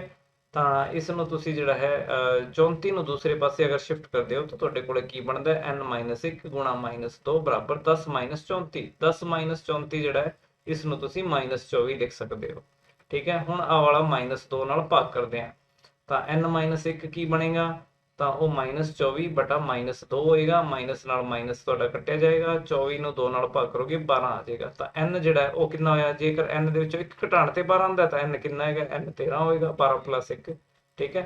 12 प्लस 1 जिहड़ा वो 13 आंदा है। इसने इन्हां समीकरणां नूं ढंग नाल कर लिया जाए। तो आपां ने देखिया कि n दा मान जिहड़ा है वो 13 है। तो जदों अपने कोल n दा मान आ गया तो आपां एस 13 लिख सकते हैं, मतलब 13 पदों का जोड़ लिख सकते हैं। ये वाले 13 पद किहड़े है, तो ये इत्थों तक जिहड़े ये 13 हो जाते हैं जी, ठीक है। किन्ने आ पहला पद 34, दूसरा पद 32, तीसरा पद 30 ते 10 जिहड़ा आएगा वो 13वां पद बनेगा, ठीक है। आपां ने हुणे देखिया किवें आया। तो ये एक तरीके नाल ये काउंट करन दी विधि हैगी है, इसनूं ध्यान नाल कर लिया जाए हर एक सवाल दे लई। तो S13 कितना होएगा, S13 जिहड़ा है उसका सूत्र की होएगा। तो सब तो पहला जिहड़ा जनरल जिहड़ा सूत्र है n पदां दे जोड़ का सूत्र है उसनूं ध्यान नाल देखो की हुंदा है। तो ये सूत्र जिहड़ा है तुहाडे कोल SN लिखदा मैं, SN बराबर SN बराबर n बटा 2 गुणा a प्लस l। एक सूत्र आ वाला है, एक जिहड़ा दूसरा सूत्र भी है, एक SN बराबर n बटा 2 ब्रैकेट दे विच 2a प्लस n माइनस 1 गुणा d, ठीक है। ये दो सूत्र ने अपने कोले, इन्हां नूं चंगी तरह याद कर लिया जाए क्योंकि इन्हां बिना ये क्वेश्चन हल नहीं होने हैं, ठीक है। तो एक दो बारी अपने हत्थी कर लोगे तो तुहानूं जिहड़ा कॉन्फिडेंस आएगा कि तुसीं आप कर सकोगे इन्हां नूं। तो S13 लिखना है, 13 पदों का जोड़ करना है। सब तो पहला n बटा 2, n बटा 2 n का मतलब 13, 13 पद है 13 बटा 2 ब्रैकेट दे विच पहला पद आपां देखिया सीगा 34 है, ठीक है। क्वेश्चन जिहड़ा सीगा 34 तो स्टार्ट हुंदा सीगा। तो ये 34 है तो आखिरी पद जिहड़ा सीगा वो 10 सीगा जी तुहाडे कोल, ठीक है। 34 प्लस 10 ते इन्हां दी गिणती n बटा 2 नाल गुणा करना सीगा इसनूं। तो इसनूं आपां करदे हां। तो 13 बटा 2 34 ਤੇ 10 44 ਹੋ ਗਿਆ ਜੀ ਤੁਹਾਡੇ ਕੋਲ। 44 ਨੂੰ 2 ਨਾਲ ਭਾਗ ਕਰੋਗੇ ਤਾਂ 22 ਆ ਜਾਏਗਾ। 22 ਗੁਣਾ 13 ਕਿੰਨਾ ਹੁੰਦਾ ਹੈ? ਇਹ ਜਵਾਬ ਹੈਗਾ ਜੀ। ਸੌਰੀ 22 ਗੁਣਾ 13। ਤਾਂ ਇਸ ਨੂੰ ਤੁਸੀਂ ਗੁਣਾ ਕਰਕੇ ਜੋੜ ਲਿਖ ਸਕਦੇ ਹੋ। ਮੈਂ ਤੁਹਾਡੇ ਲਈ ਇਹ ਛੱਡਦਾ ਹਾਂ ਕਿ ਕਿੰਨਾ ਜੋੜ ਬਣੇਗਾ। ਠੀਕ ਹੈ, ਇਹ ਕਰਨਾ ਹੈ ਤੁਸੀਂ, ਇੱਥੇ ਨਹੀਂ ਛੱਡਣਾ ਹੈ। ਹਾਂ, ਆਓ ਅਗਲੇ ਸਵਾਲ ਤੇ ਚਲਦੇ ਹਾਂ। 10 ਤੋਂ 10 ਅਤੇ 250 ਦੇ ਵਿਚਕਾਰ 4 ਦੇ ਕਿੰਨੇ ਗੁਣਜ ਹਨ? ਗੁਣਜ ਕੀ ਹੁੰਦਾ ਹੈ? ਸਭ ਤੋਂ ਪਹਿਲਾ ਸਵਾਲ ਹੈ ਗੁਣਜ ਕੀ ਹੁੰਦਾ ਹੈ। ਠੀਕ ਹੈ, ਤਾਂ ਗੁਣਜ ਜਿਹੜਾ ਹੈ ਇਸ ਦੇ ਟੇਬਲ ਦੇ ਵਿੱਚ ਆਪਾਂ ਕਹਿ ਲਈਏ, ਪਹਾੜੇ ਦੇ ਵਿੱਚ ਕਹਿ ਲਈਏ ਤਾਂ ਇਹ ਜਿਹੜਾ ਹੈ ਇਸ ਨੂੰ ਆਪਾਂ ਗੁਣਜ ਕਹਿੰਦੇ ਹਾਂ। ਪਹਾੜੇ ਦੇ ਵਿੱਚ ਆਉਣ ਵਾਲੀਆਂ ਸੰਖਿਆਵਾਂ ਗੁਣਜ ਹੁੰਦੀਆਂ। ਠੀਕ ਹੈ, ਜਾਂ ਐਵੇਂ ਕਹਿ ਲਈਏ ਜਿਹੜੀਆਂ ਸੰਖਿਆਵਾਂ 4 ਨਾਲ ਭਾਗ ਹੁੰਦੀਆਂ ਨੇ ਉਹ 4 ਦੇ ਗੁਣਜ ਹੁੰਦੇ ਹਨ। ਤਾਂ 10 ਦੇ ਬਾਅਦ ਪਹਿਲਾ ਗੁਣਜ ਕਿਹੜਾ ਹੁੰਦਾ ਹੈ? 10 ਅਤੇ 250 ਦੇ ਵਿਚਕਾਰ। ਆਪਾਂ ਇੱਥੇ ਦੇਖਦੇ ਹਾਂ 10 ਅਤੇ 250 ਦੇ ਵਿਚਕਾਰ। ਠੀਕ ਹੈ, ਇਹ ਕੁਐਸਚਨ ਸੀਗਾ 10 ਅਤੇ 250 ਦੇ ਵਿਚਕਾਰ। ਤਾਂ 10 ਤੋਂ ਅੱਗੇ ਵੱਡੀ ਜਿਹੜੀ ਸੰਖਿਆ ਹੈਗੀ ਹੈ ਤੁਹਾਡੇ ਕੋਲੇ ਕਿਹੜੀ ਆਂਦੀ ਹੈਗੀ ਹੈ? ਤਾਂ 10 ਤੋਂ ਅੱਗੇ ਜਿਹੜੀ 4 ਨਾਲ ਭਾਗ ਹੁੰਦੀ ਹੈ ਉਹ ਹੈਗੀ ਹੈ ਜੀ 12। ਠੀਕ ਹੈ, ਤੇ 250 ਤੱਕ ਜਾਂਦੇ ਜਾਂਦੇ ਕਿਹੜੀ ਆਏਗੀ? ਤਾਂ ਆਪਾਂ ਦੇਖ ਲੈਂਦੇ ਹਾਂ। 250 ਨੂੰ ਤੁਸੀਂ 4 ਨਾਲ ਭਾਗ ਕਰੋ। ਠੀਕ ਹੈ, ਤਾਂ 250 ਨੂੰ ਜਦੋਂ ਤੁਸੀਂ 4 ਨਾਲ ਭਾਗ ਕਰੋਗੇ 4 6 24। ਠੀਕ ਹੈ, 1 0 4 ਦੂਣੀ 8। ਠੀਕ ਹੈ, ਕਿੰਨਾ ਬਚ ਗਿਆ? 2 ਬਚ ਗਿਆ। ਆ 2 ਜੇਕਰ ਇਸ ਦੇ ਵਿੱਚੋਂ ਘਟਾ ਦਈਏ, 250 ਵਿੱਚੋਂ ਘਟਾ ਦਈਏ ਤਾਂ ਆਪਣੇ ਕੋਲੇ ਗੁਣਜ ਬਣ ਜਾਂਦਾ ਹੈ, ਮਤਲਬ 248। ਤਾਂ 12 ਤੋਂ ਲੈ ਕੇ ਅਤੇ 248 ਤੱਕ ਆਪਾਂ ਨੇ ਜੋੜ ਕਰਨਾ ਹੈ। ਕਿੰਨੇ ਕਿੰਨੇ ਗੁਣਜ ਜਿਹੜੇ ਹੈ ਉਹ 4 4 ਦੇ ਅੰਤਰ ਤੇ ਹੋਣਗੇ। 4 ਦੇ ਗੁਣਜ 4 4 ਦੇ ਅੰਤਰ ਤੇ, 5 ਦੇ ਗੁਣਜ 5 5 ਦੇ ਅੰਤਰ ਤੇ। ਇਸ ਤਰੀਕੇ ਨਾਲ ਆਪਾਂ ਕਰਦੇ ਹਾਂ। ਤਾਂ ਅਗਲਾ ਗੁਣਜ ਜਿਹੜਾ ਹੈ 12 ਤੋਂ ਬਾਅਦ ਕਿੰਨਾ ਹੋਵੇਗਾ? ਕੀ 16 ਹੋਵੇਗਾ? ਹਾਂਜੀ 16 ਹੋਵੇਗਾ, ਬਿਲਕੁਲ ਠੀਕ ਹੈ। ਆਹ ਵਾਲਾ 16 ਹੋਵੇਗਾ। ਇਸ ਤੋਂ ਅੱਗੇ ਕਿਹੜਾ ਆਏਗਾ? 4 ਅੱਗੇ ਵੱਧ ਕੇ ਆਏਗਾ 4 ਦੇ ਗੁਣਜ ਦੇ ਵਿੱਚ। ਠੀਕ ਹੈ, ਤਾਂ ਇਹ ਅਗਲਾ ਜਿਹੜਾ ਹੈ 20 ਹੋਵੇਗਾ। ਇਸ ਤਰੀਕੇ ਨਾਲ ਆਪਾਂ ਨੇ ਇਹਨਾਂ ਨੂੰ ਕਰਨਾ ਹੈ। ਤਾਂ ਇਸ ਲੜੀ ਦਾ ਆਪਾਂ ਨੇ ਜੋੜ ਕਰਨਾ। ਸਭ ਤੋਂ ਪਹਿਲਾਂ ਇਹ ਲੜੀ ਆਪਾਂ ਨੂੰ ਪਤਾ ਕਰਨੀ ਪੈਣੀ ਹੈ ਕਿ ਇਹ ਲੜੀ ਕਿਹੜੀ ਹੈਗੀ ਜਿਹਦਾ ਆਪਾਂ ਨੇ ਜੋੜ ਕਰਨਾ ਹੈ। ਮੇਰੇ ਖਿਆਲ ਕਲੀਅਰ ਹੋ ਗਿਆ ਤੁਹਾਨੂੰ ਇਹ ਕੁਐਸਚਨ। ਜੇਕਰ ਤੁਹਾਨੂੰ ਕੋਈ ਸ਼ੱਕ ਸ਼ੰਕਾ ਕਿਸੇ ਪ੍ਰਕਾਰ ਦਾ ਕੋਈ ਡਾਊਟ ਰਹਿੰਦਾ ਹੈ ਤਾਂ ਤੁਸੀਂ ਕਮੈਂਟ ਬਾਕਸ ਦੇ ਵਿੱਚ ਆਪਣੇ ਜਿਹੜੇ ਉਹ ਆਨਸਰ ਛੱਡ ਦੇਣੇ ਹੈਗੇ, ਕਮੈਂਟਸ ਛੱਡ ਦੇਣੀ ਹੈਗੀ ਕਿ ਇਸ ਦੇ ਵਿੱਚ ਜੀ ਆਹ ਗੱਲ ਕਲੀਅਰ ਨਹੀਂ ਹੋ ਪਾਈ ਹੈ। ਤਾਂ ਅਗਲੀ ਵਾਰੀ ਜਿਹੜਾ ਹੈ ਕਿਸੇ ਹੋਰ ਸਮ ਦੇ ਵਿੱਚ ਆਪਾਂ ਇਸ ਨੂੰ ਠੀਕ ਕਰ ਪਾਵਾਂਗੇ। ਤਾਂ ਅੱਗੇ ਚੱਲਦੇ ਹਾਂ ਆਪਾਂ। ਇਹ ਜੋੜ ਜਿਹੜਾ ਹੈ ਤੁਸੀਂ ਇਸ ਤਰ੍ਹਾਂ ਦਾ ਜੋੜ ਜਿਹੜਾ ਪਿਛਲੇ ਸਮ ਦੇ ਵਿੱਚ ਆਪਾਂ ਨੇ ਹੁਣੇ ਆਪਾਂ ਕਰਕੇ ਹਟੇ ਹਾਂ। ਕਿਹੜਾ ਸਵਾਲ ਸੀਗਾ? 34 ਤੋਂ ਲੈ ਕੇ ਤੇ 10 ਤੱਕ ਦਾ ਜੋੜ ਸੀਗਾ ਜਿਹੜਾ ਪਿਛਲਾ। ਠੀਕ ਹੈ, 34 32। ਠੀਕ ਹੈ, ਇਸ ਤਰੀਕੇ ਨਾਲ ਸੀਗਾ। ਧਿਆਨ ਨਾਲ ਦੇਖੋ ਕਿੱਥੇ ਸੀਗਾ ਇਹ।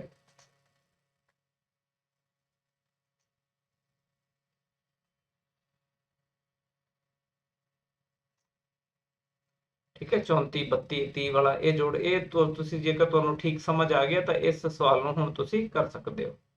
ਠੀਕ ਹੈ, ਇਹਦੇ ਵਿੱਚ ਸਿਰਫ ਇਹੀ ਸੀਗਾ ਕਿ ਇਹਦੇ ਗੁਣਜ ਕਿਹੜੇ ਹੋਣਗੇ। ਤਾਂ ਗੁਣਜ ਮੈਂ ਮੇਰੇ ਖਿਆਲ ਕਲੀਅਰ ਕਰਨ ਦੀ ਕੋਸ਼ਿਸ਼ ਕੀਤੀ ਹੈ ਕਿ ਕਿੱਥੋਂ ਲੈ ਕੇ ਕਿੱਥੋਂ ਤੱਕ।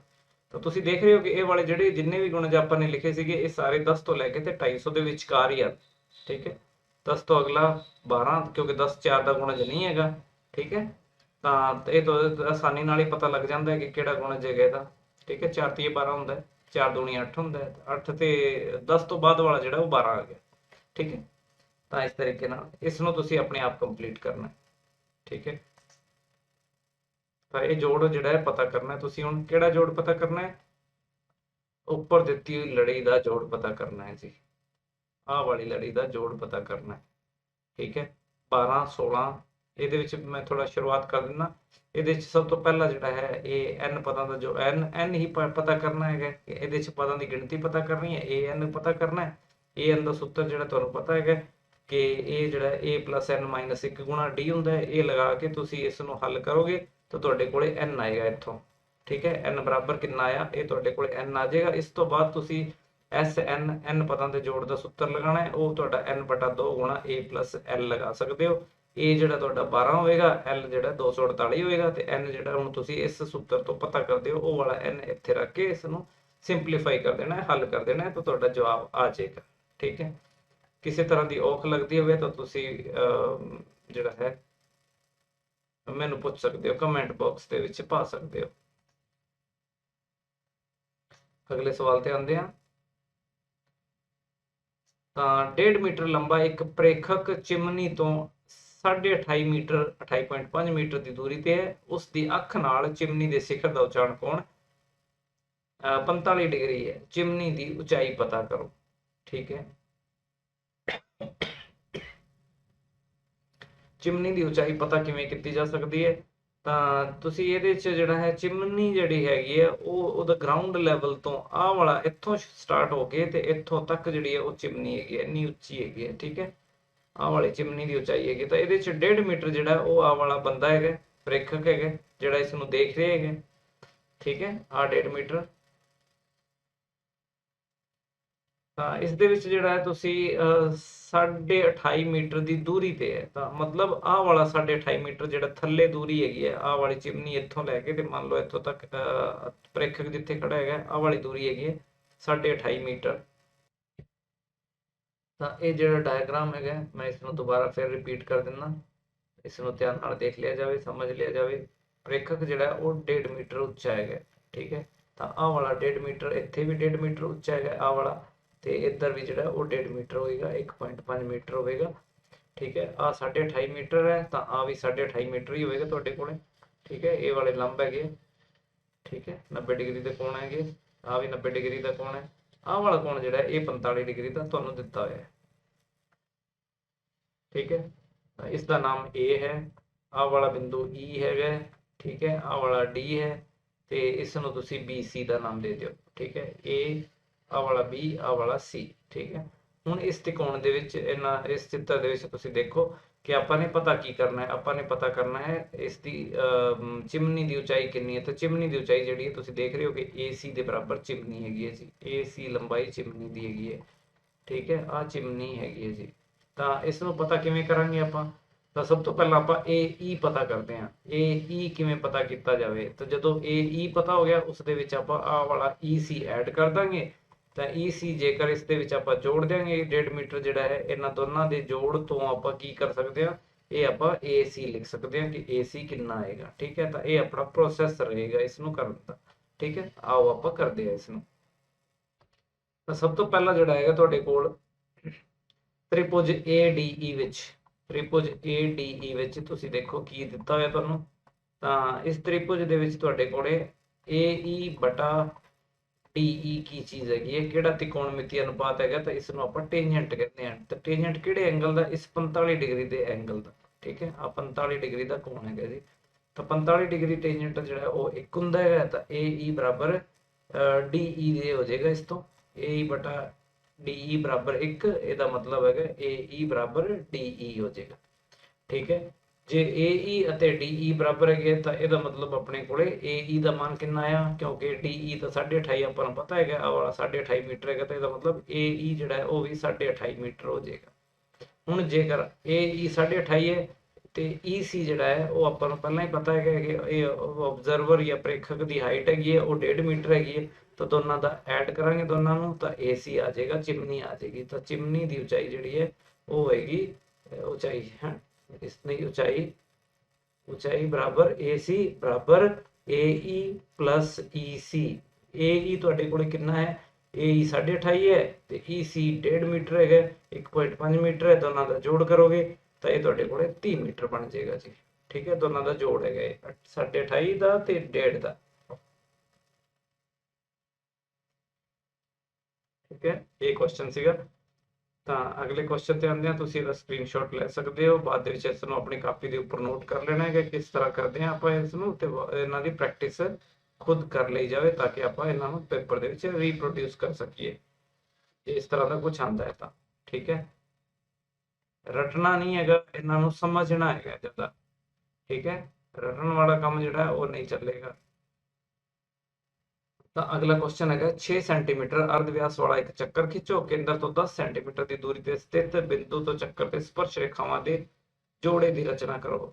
ਇਹ ਕੁਐਸਚਨ ਮੈਂ ਤੁਹਾਨੂੰ ਜਿਹੜਾ ਹੈ ਇਸ ਦਾ ਆਈਡੀਆ ਦਿੰਦਾ। ਤੁਸੀਂ ਇਸ ਨੂੰ ਕੰਪਾਸ, ਰੂਲਰ, ਆਪਣਾ ਪ੍ਰਕਾਰ ਅਤੇ ਫੱਟੇ ਦੀ ਸਹਾਇਤਾ ਨਾਲ, ਰੂਲਰ ਦੀ ਸਹਾਇਤਾ ਨਾਲ ਜਿਹੜਾ ਉਹ ਬਣਾਉਣਾ ਹੈਗਾ। ਕਿਵੇਂ ਬਣਾਉਣਾ ਹੈ ਧਿਆਨ ਨਾਲ ਦੇਖਿਆ ਜਾਵੇ। 6 ਸੈਂਟੀਮੀਟਰ ਅਰਧ ਵਿਆਸ ਲੈਣਾ ਹੈਗਾ। ਅਰਧ ਵਿਆਸ 6 ਸੈਂਟੀਮੀਟਰ ਮਤਲਬ ਪ੍ਰਕਾਰ ਨੂੰ ਤੁਸੀਂ 6 ਸੈਂਟੀਮੀਟਰ ਖੋਲਣਾ ਹੈ। ਠੀਕ ਹੈ, ਤੇ ਇੱਕ ਚੱਕਰ ਬਣਾਉਣਾ ਹੈ। ਤਾਂ ਇੱਕ ਚੱਕਰ ਜਿਹੜਾ ਬਣਾਓਗੇ ਤਾਂ ਕੁਝ ਇਸ ਤਰ੍ਹਾਂ ਦਾ ਚੱਕਰ ਤੁਹਾਡੇ ਕੋਲ ਬਣ ਜਾਏਗਾ। ठीक है 6 सेंटीमीटर अर्ध व्यास होएगा, आ वाला 6 सेंटीमीटर होएगा, 6 सेंटीमीटर। ठीक है ਹੁਣ ਕੇਂਦਰ ਤੋਂ 10 ਸੈਂਟੀਮੀਟਰ ਜਿੱਥੇ ਤੁਸੀਂ ਪ੍ਰਕਾਰ ਰੱਖੀ ਸੀਗੀ, ਮਤਲਬ ਤਿੱਖਾ ਸਿਰਾ ਜਿਹੜਾ ਸੀਗਾ ਸੂਈ ਸੀਗੀ ਪ੍ਰਕਾਰ ਦੀ, ਤਾਂ ਆਹ ਵਾਲਾ ਕੇਂਦਰ ਹੁੰਦਾ ਚੱਕਰ ਦਾ, ਤੁਹਾਨੂੰ ਪਤਾ ਹੈ। ਠੀਕ ਹੈ ਇਸ ਕੇਂਦਰ ਤੋਂ ਜਿਹੜਾ 10 ਸੈਂਟੀਮੀਟਰ ਦੀ ਦੂਰੀ ਤੇ ਚੱਕਰ ਤੋਂ ਸਪਰਸ਼ ਰੇਖਾਵਾਂ ਦੇ ਰਚਨੇ ਜੋੜੇ ਦੀ ਰਚਨਾ ਕਰਨੀ ਹੈ। ਠੀਕ ਹੈ ਤਾਂ ਇਸ ਤੋਂ ਜਿਹੜਾ ਹੈ ਇਸ ਤੋਂ 10 ਸੈਂਟੀਮੀਟਰ ਦੂਰ ਇੱਕ ਬਿੰਦੂ ਕਿਤੇ ਵੀ ਬਾਹਰ ਲੈਣਾ ਹੈ। ਮੈਂ ਮੰਨ ਲਓ ਆਹ ਤੁਹਾਡਾ 10 ਸੈਂਟੀਮੀਟਰ ਹੈਗਾ, ਮੰਨ ਲਓ ਪਤਾ ਨਹੀਂ ਹੈਗਾ ਮੈਨੂੰ ਕਿੰਨਾ ਹੈਗਾ, ਮੈਂ ਆਪਣੇ ਸਕੇਲ ਦੇ ਅਨੁਸਾਰ ਨਹੀਂ ਬਣਾ ਰਿਹਾ, ਤੁਹਾਨੂੰ ਸਿਰਫ ਦੱਸ ਰਿਹਾ ਕਿ ਕਿਵੇਂ ਬਣਾਉਣਾ ਹੈ ਤੁਸੀਂ। ਠੀਕ ਹੈ ਤਾਂ ਇਹ 10 ਸੈਂਟੀਮੀਟਰ ਦੇ ਉੱਪਰ ਤੁਸੀਂ ਕੋਈ ਬਿੰਦੂ ਲੈਣਾ ਹੈਗਾ, ਇਸ ਦਾ ਨਾਮ ਕੀ ਰੱਖਣਾ ਹੈਗਾ, ਤਾਂ ਆਪਾਂ P ਰੱਖ ਲੈਂਦੇ ਹਾਂ। ਠੀਕ ਹੈ ਆਹ ਵਾਲਾ ਕੇਂਦਰ ਦਾ ਨਾਮ O ਰੱਖ ਲੈਂਦੇ ਆ। ਹੁਣ ਇਸ ਤੋਂ ਬਾਅਦ ਕੀ ਕਰਨਾ ਹੈ, ਇਸ ਤੋਂ ਬਾਅਦ ਕਰਨਾ ਹੈ ਆਪਾਂ ਨੇ ਲੰਬ ਸਮ ਦੁਭਾਜਕ ਕਰਨਾ ਹੈ। ਕਿਸ ਦਾ? PO ਦਾ ਲੰਬ ਸਮ ਦੁਭਾਜਕ।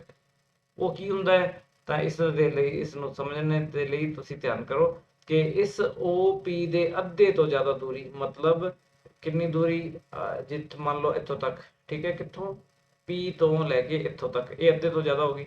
ਠੀਕ ਹੈ ਤਾਂ ਇਹ ਇੱਕ ਚਾਪ ਲਗਾਣੀ ਹੈ ਤੁਸੀਂ ਇਸ ਤਰੀਕੇ ਨਾਲ। ਠੀਕ ਹੈ ਕਿੱਥੋਂ ਲਗਾਣੀ ਹੈ? P ਬਿੰਦੂ ਤੋਂ, P ਬਿੰਦੂ ਨੂੰ ਕੇਂਦਰ ਮੰਨ ਕੇ ਇੱਕ ਚਾਪ ਇਸ ਤਰ੍ਹਾਂ ਲਗਾਣੀ ਹੈ। ਠੀਕ ਹੈ ਲਗਾ ਦਿਓ। ਇਸੇ ਤਰੀਕੇ ਨਾਲ ਉਸੇ ਅਰਧ ਵਿਆਸ ਦੀ ਚਾਪ, ਹੁਣ ਪ੍ਰਕਾਰ ਨੂੰ ਘੱਟ ਵੱਧ ਨਹੀਂ ਕਰਨਾ ਹੈ, ਜਿੰਨੀ ਆਪਾਂ ਨੇ ਚਾਪ ਲਗਾਈ ਹੈ ਪ੍ਰਕਾਰ ਉਨੀ ਖੁੱਲੀ ਰੱਖਣੀ ਹੈਗੀ ਹੈ। ਸੂਈ ਇੱਥੇ ਰੱਖਣੀ ਹੈਗੀ O ਬਿੰਦੂ ਤੇ ਇੱਕ ਚਾਪ ਜਿਹੜੀ ਹੈ ਤੁਸੀਂ ਹੋਰ ਲਗਾਓਗੇ, ਇੱਕ ਚਾਪ ਜਿਹੜੀ ਹੈ ਉਹ ਉਸੇ ਅਰਧ ਵਿਆਸ ਦੀ ਲਗਾਓਗੇ ਇਸ ਤਰੀਕੇ ਨਾਲ। ਕਿੱਥੋਂ? O ਕੇਂਦਰ ਤੋਂ, O ਬਿੰਦੂ ਤੋਂ। ਠੀਕ ਹੈ ਹੁਣ ਇਹ ਤੁਹਾਡੇ ਕੋਲੇ ਇਸ ਤਰ੍ਹਾਂ ਕਰਨ ਨਾਲ ਇਹ ਦੋ ਬਿੰਦੂ ਆਣਗੇ ਤੁਹਾਡੇ ਕੋਲੇ। ਠੀਕ ਹੈ ਇਹਨਾਂ ਦਾ ਨਾਮ ਆਪਾਂ A ਅਤੇ B, A B ਦੀ ਬਜਾਏ ਕੁਝ ਹੋਰ ਰੱਖ ਲੈਂਦੇ ਆ, QR ਰੱਖ ਲੈਂਦੇ ਆ ਮੰਨ ਲਓ। ਠੀਕ ਹੈ ਇਹਨਾਂ ਦੇ ਨਾਮ QR ਨੇ। ਹੁਣ Q ਅਤੇ R ਨੂੰ ਸਕੇਲ ਨਾਲ ਫੁੱਟੇ ਨਾਲ ਮਿਲਾ ਲੈਣਾ ਹੈ। ਠੀਕ ਹੈ ਤਾਂ ਇਹ ਤੁਹਾਡੇ ਕੋਲੇ ਕੁਝ ਇਸ ਤਰ੍ਹਾਂ ਬਣ ਜਾਏਗਾ। ਠੀਕ ਹੈ Q ਤੇ R ਨੂੰ ਮਿਲਾਓਗੇ ਤਾਂ ਇਹ ਵਾਲੀ ਲਾਈਨ ਬਣੇਗੀ। ਠੀਕ ਹੈ ਹੁਣ ਆਹ ਵਾਲਾ ਇੱਕ ਬਿੰਦੂ ਆਂਦਾ, ਇਸ ਦਾ ਨਾਮ ਤੁਸੀਂ M ਰੱਖ ਦੇਣਾ ਹੈ ਕਿ ਇਸ ਦਾ ਨਾਮ M ਹੈ। ਤੁਸੀਂ ਕੋਈ ਹੋਰ ਵੀ ਨਾਮ ਲੈ ਸਕਦੇ ਹੋ, ਜ਼ਰੂਰੀ ਨਹੀਂ ਹੈਗਾ, ਪਰ ਮੈਂ ਇਸ ਦਾ ਨਾਮ M ਰੱਖ ਦਿੱਤਾ। ਹੁਣ ਕੀ ਕਰਨਾ ਹੈ, ਹੁਣ ਇਹ M ਜਿਹੜਾ ਇਸ ਦੀ ਖਾਸੀਅਤ ਇਹ ਹੈਗੀ ਹੈ ਕਿ ਆਹ M ਬਿੰਦੂ P ਤੋਂ ਅਤੇ ਬਿੰਦੂ O ਤੋਂ ਇੱਕੋ ਜਿਹੀ ਦੂਰੀ ਤੇ ਬਣਦਾ ਇਸ ਤਰ੍ਹਾਂ ਕਰਨ ਨਾਲ। ਠੀਕ ਹੈ ਤਾਂ ਹੁਣ ਬਿੰਦੂ M ਨੂੰ ਕੇਂਦਰ ਮੰਨ ਕੇ, ਮਤਲਬ ਇੱਥੇ ਪ੍ਰਕਾਰ ਦਾ ਤਿੱਖਾ ਸਿਰਾ ਰੱਖਣਾ ਹੈ। ਠੀਕ ਹੈ ਸੂਈ ਵਾਲਾ ਸਿਰਾ ਜਿਹੜਾ ਹੈ ਉਹ M ਤੇ ਰੱਖਣਾ ਹੈਗਾ ਤੇ ਪੈਨਸਿਲ ਜਿਹੜੀ ਆਪਣੀ O ਤੱਕ ਰੱਖਣੀ ਹੈਗੀ ਹੈ। ਪੈਨਸਿਲ O ਬਿੰਦੂ ਤੇ ਹੋਵੇ ਅਤੇ ਪ੍ਰਕਾਰ ਦੀ ਸੂਈ ਇਸ M ਬਿੰਦੂ ਤੇ ਹੋਵੇ, ਤਾਂ ਉਹ ਇੱਕ ਚੱਕਰ ਬਣਾਉਣਾ ਹੈ ਤੁਸੀਂ ਹੁਣ। ਠੀਕ ਹੈ ਤਾਂ ਚੱਕਰ ਕਿਵੇਂ ਬਣੇਗਾ, ਤਾਂ ਉਹ ਚੱਕਰ ਜਿਹੜਾ ਤੁਹਾਡਾ ਕੁਝ ਇਸ ਤਰੀਕੇ ਨਾਲ ਬਣ ਜਾਏਗਾ, ਜਿਹੜਾ ਕਿ ਪਹਿਲਾਂ ਵਾਲੇ ਚੱਕਰ ਨੂੰ ਦੋ ਬਿੰਦੂਆਂ ਤੇ ਕੱਟੇਗਾ। ਕਿਹੜੇ ਕਿਹੜੇ ਬਿੰਦੂਆਂ ਤੇ ਕੱਟੇਗਾ, ਤਾਂ ਇੱਕ ਤਾਂ ਬਿੰਦੂ ਜਿਹੜਾ ਮੰਨ ਲਓ ਆ ਹੈਗਾ, ਦੂਸਰਾ ਬਿੰਦੂ ਆ ਹੈਗਾ। ਇਹ ਦੋ ਬਿੰਦੂਆਂ ਤੇ ਆ ਨਵਾਂ ਚੱਕਰ ਜਿਹੜਾ ਹੈ ਉਹ ਪਹਿਲੇ ਵਾਲੇ ਚੱਕਰ ਨੂੰ, ਦਿੱਤੇ ਹੋਏ ਚੱਕਰ ਨੂੰ ਕੱਟੇਗਾ। ਠੀਕ ਹੈ ਤਾਂ ਇਹਨਾਂ ਬਿੰਦੂਆਂ ਦੇ ਨਾਮ ਆਪਾਂ A ਅਤੇ B ਰੱਖ ਦਿੰਦੇ ਹਾਂ। ਠੀਕ ਹੈ ਆਹ ਵਾਲਾ ਬਿੰਦੂ ਜਿੱਥੇ ਆ ਦੋ ਚੱਕਰ ਕੱਟਦੇ ਨੇ, ਇੱਕ ਬਿੰਦੂ A ਦੂਸਰਾ ਬਿੰਦੂ B। ਹੁਣ P ਅਤੇ A ਨੂੰ ਮਿਲਾਉਂਦੇ ਹਾਂ। ਠੀਕ ਹੈ ਪੁੱਟੇ ਨਾਲ ਮਿਲਾਣਾ ਹੈ, ਇਸੇ ਤਰੀਕੇ ਨਾਲ P ਅਤੇ B ਨੂੰ ਮਿਲਾਣਾ ਹੈ। ਠੀਕ ਹੈ ਤਾਂ ਆ PA ਅਤੇ PB, PA ਅਤੇ PB ਲੋੜੀਂਦੀਆਂ ਸਪਰਸ਼ ਰੇਖਾਵਾਂ ਹਨ। ਕਿਹੜੇ ਚੱਕਰ ਦੀਆਂ? ਆਹ ਵਾਲੇ ਚੱਕਰ ਦੀਆਂ। ਠੀਕ ਹੈ ਤਾਂ ਇਸ ਚੱਕਰ ਦੀਆਂ ਦੋ ਸਪਰਸ਼ ਰੇਖਾਵਾਂ ਹਨ ਬਿੰਦੂ P ਤੋਂ। ਤਾਂ ਇਹ ਰਚਨਾ ਹੈਗੀ ਜੀ ਤੁਹਾਡੀ, ਬਹੁਤ ਹੀ ਈਜ਼ੀ ਕੁਐਸਚਨ ਹੈਗਾ। ਇੱਕ ਵਾਰੀ ਇਹਨੂੰ ਤੁਸੀਂ ਧਿਆਨ ਨਾਲ ਦੁਬਾਰਾ ਰਿਵਾਈਂਡ ਕਰਕੇ ਸੁਣ ਸਕਦੇ ਹੋ ਕਿਵੇਂ ਕਿਵੇਂ ਆਪਾਂ ਨੇ ਪ੍ਰੋਸੈਸ ਕੀ ਲਗਾਉਣਾ ਹੈਗਾ, ਤਾਂ ਮੇਰੇ ਖਿਆਲ ਤੁਸੀਂ ਕਰ ਲਓਗੇ। ਜੇ ਤੁਹਾਨੂੰ ਫਿਰ ਵੀ ਦਿੱਕਤ ਲੱਗਦੀ ਹੈ ਤਾਂ ਤੁਸੀਂ ਫਿਰ ਕਮੈਂਟ ਬਾਕਸ ਦੇ ਵਿੱਚ ਲਿਖ ਦੇਣਾ ਹੈਗਾ ਤੇ ਆਪਾਂ ਇਸ ਦੇ ਬਾਰੇ ਹੋਰ ਚਰਚਾ ਕਰਾਂਗੇ। ਕਿਸੇ ਦੇ ਕਲਾਸ ਦੇ ਵਿੱਚ ਵੀ ਚਰਚਾ ਇਹਦੇ ਬਾਰੇ ਕੀਤੀ ਜਾ ਸਕਦੀ ਹੈ, ਕਿਉਂਕਿ ਇਸ ਤਰ੍ਹਾਂ ਦਾ ਕੁਐਸਚਨ ਜਿਹੜਾ ਇੱਕ ਬਣਦਾ ਹੈ ਤੁਹਾਡਾ। ਠੀਕ ਹੈ 4 ਨੰਬਰ ਫ੍ਰੀ ਦੇ ਨੇ ਇੱਕ ਤਰ੍ਹਾਂ ਨਾਲ। ਹਾਂ ਦੂਜੀ ਗੱਲ ਜਿਹੜੀ ਹੈਗੀ ਹੈ, ਜੋ ਵੀ ਰਚਨਾ ਵਾਲਾ ਸਵਾਲ ਆਉਂਦਾ ਹੈਗਾ ਤੁਹਾਨੂੰ, ਜੇਕਰ ਚੱਕਰ ਦੀ ਸਪਰਸ਼ ਰੇਖਾ ਵਾਲਾ ਆਉਂਦਾ ਹੈ ਜਾਂ ਇੱਕ ਰੇਖਾਖੰਡ ਦਾ ਵਿਭਾਜਨ ਆਉਂਦਾ ਹੈਗਾ, ਤਾਂ ਇਸ ਦੇ ਨਾਲ ਤੁਸੀਂ ਰਚਨਾ ਦੇ ਪੱਗ ਜ਼ਰੂਰ ਲਿਖਣੇ ਹਨ। ਠੀਕ ਹੈ ਰਚਨਾ ਦੇ ਪੱਗ ਹੁਣ ਹੁੰਦੇ ਕੀ ਹੈਗੇ, ਤਾਂ ਇਹ ਜਿਹੜਾ ਸਾਰਾ ਆਪਾਂ ਨੇ ਡਾਇਗਰਾਮ ਬਣਾਇਆ ਹੈਗਾ ਇਹ ਕਿਵੇਂ ਬਣਾਇਆ ਹੈਗਾ, ਤਾਂ ਉਸ ਦੇ ਬਾਰੇ ਇਸ ਨੂੰ ਵਿਸਤਾਰ ਪੂਰਵਕ ਆਪਾਂ ਨੇ ਲਿਖਣਾ ਹੈ। ਮੈਂ ਇੱਥੇ ਬੋਲ ਦਿੰਦਾ, ਤੁਸੀਂ ਇਸ ਨੂੰ ਨੋਟ ਕਰ ਸਕਦੇ ਹੋ। ਤਾਂ ਬਿੰਦੂ ਜਿਹੜਾ ਹੈ ਉਹ ਨੂੰ ਕੇਂਦਰ ਮੰਨ ਕੇ 6 ਸੈਂਟੀਮੀਟਰ ਅਰਧ ਵਿਆਸ ਦਾ ਇੱਕ ਚੱਕਰ ਲਗਾਓ। ਠੀਕ ਹੈ ਉਹ ਤੋਂ ਬਿੰਦੂ P, ਇੱਕ ਬਿੰਦੂ ਬਾਹਰੀ ਬਿੰਦੂ P ਇਸ ਤਰ੍ਹਾਂ ਲਓ ਕਿ ਜਿਹੜਾ ਉਹ ਤੋਂ 10 ਸੈਂਟੀਮੀਟਰ ਦੀ ਦੂਰੀ ਤੇ ਹੋਵੇ। ਕੁਐਸਚਨ ਦੇ ਅਕੋਰਡਿੰਗ ਆਪਾਂ ਨੂੰ ਇੱਥੇ 10 ਸੈਂਟੀਮੀਟਰ ਦਿੱਤਾ ਹੋਇਆ ਸੀਗਾ। ਠੀਕ ਹੈ OP ਜਿਹੜਾ ਉਹ 10 ਸੈਂਟੀਮੀਟਰ ਦੂਰੀ ਤੇ ਬਿੰਦੂ ਲਗਾਉਣਾ। ਇਸ ਤੋਂ ਬਾਅਦ ਇਸ ਦਾ OP ਦਾ ਲੰਬ ਸਮਦੁਭਾਜਕ ਖਿੱਚੋ। ਠੀਕ ਹੈ जो OP ਨੂੰ ਬਿੰਦੂ M ਤੇ ਕੱਟੇ। ਠੀਕ ਹੈ, ਬਿੰਦੂ M ਆ ਗਿਆ, ਤਾਂ ਬਿੰਦੂ M ਨੂੰ ਕੇਂਦਰ ਮੰਨ ਕੇ OM, ਆ ਵਾਲਾ OM, ਇਸ ਅਰਧ ਵਿਆਸ ਦਾ ਇੱਕ ਚੱਕਰ ਖਿੱਚੋ। ਠੀਕ ਹੈ, ਚੱਕਰ ਖਿੱਚੋ ਜੋ ਪਹਿਲੇ ਚੱਕਰ ਨੂੰ ਦੋ ਬਿੰਦੂਆਂ A ਅਤੇ B ਤੇ ਕੱਟੇ। ਠੀਕ ਹੈ, ਬਿੰਦੂ A ਨੂੰ P ਨਾਲ ਮਿਲਾਓ, ਬਿੰਦੂ B ਨੂੰ P ਨਾਲ ਮਿਲਾਓ। ਤਾਂ ਇਸ ਤਰ੍ਹਾਂ PA ਅਤੇ PB ਲੋੜੀਂਦੀਆਂ ਸਪਰਸ਼ ਰੇਖਾਵਾਂ ਹਨ। ਠੀਕ ਹੈ, ਮੋਟਾ ਜਿਹਾ ਇਸ ਤਰੀਕੇ ਨਾਲ ਆਪਾਂ ਨੇ ਲਿਖਣਾ ਹੈ। ਅਗਲੇ ਕੁਐਸਚਨ ਤੇ ਆਉਂਦੇ ਹਾਂ।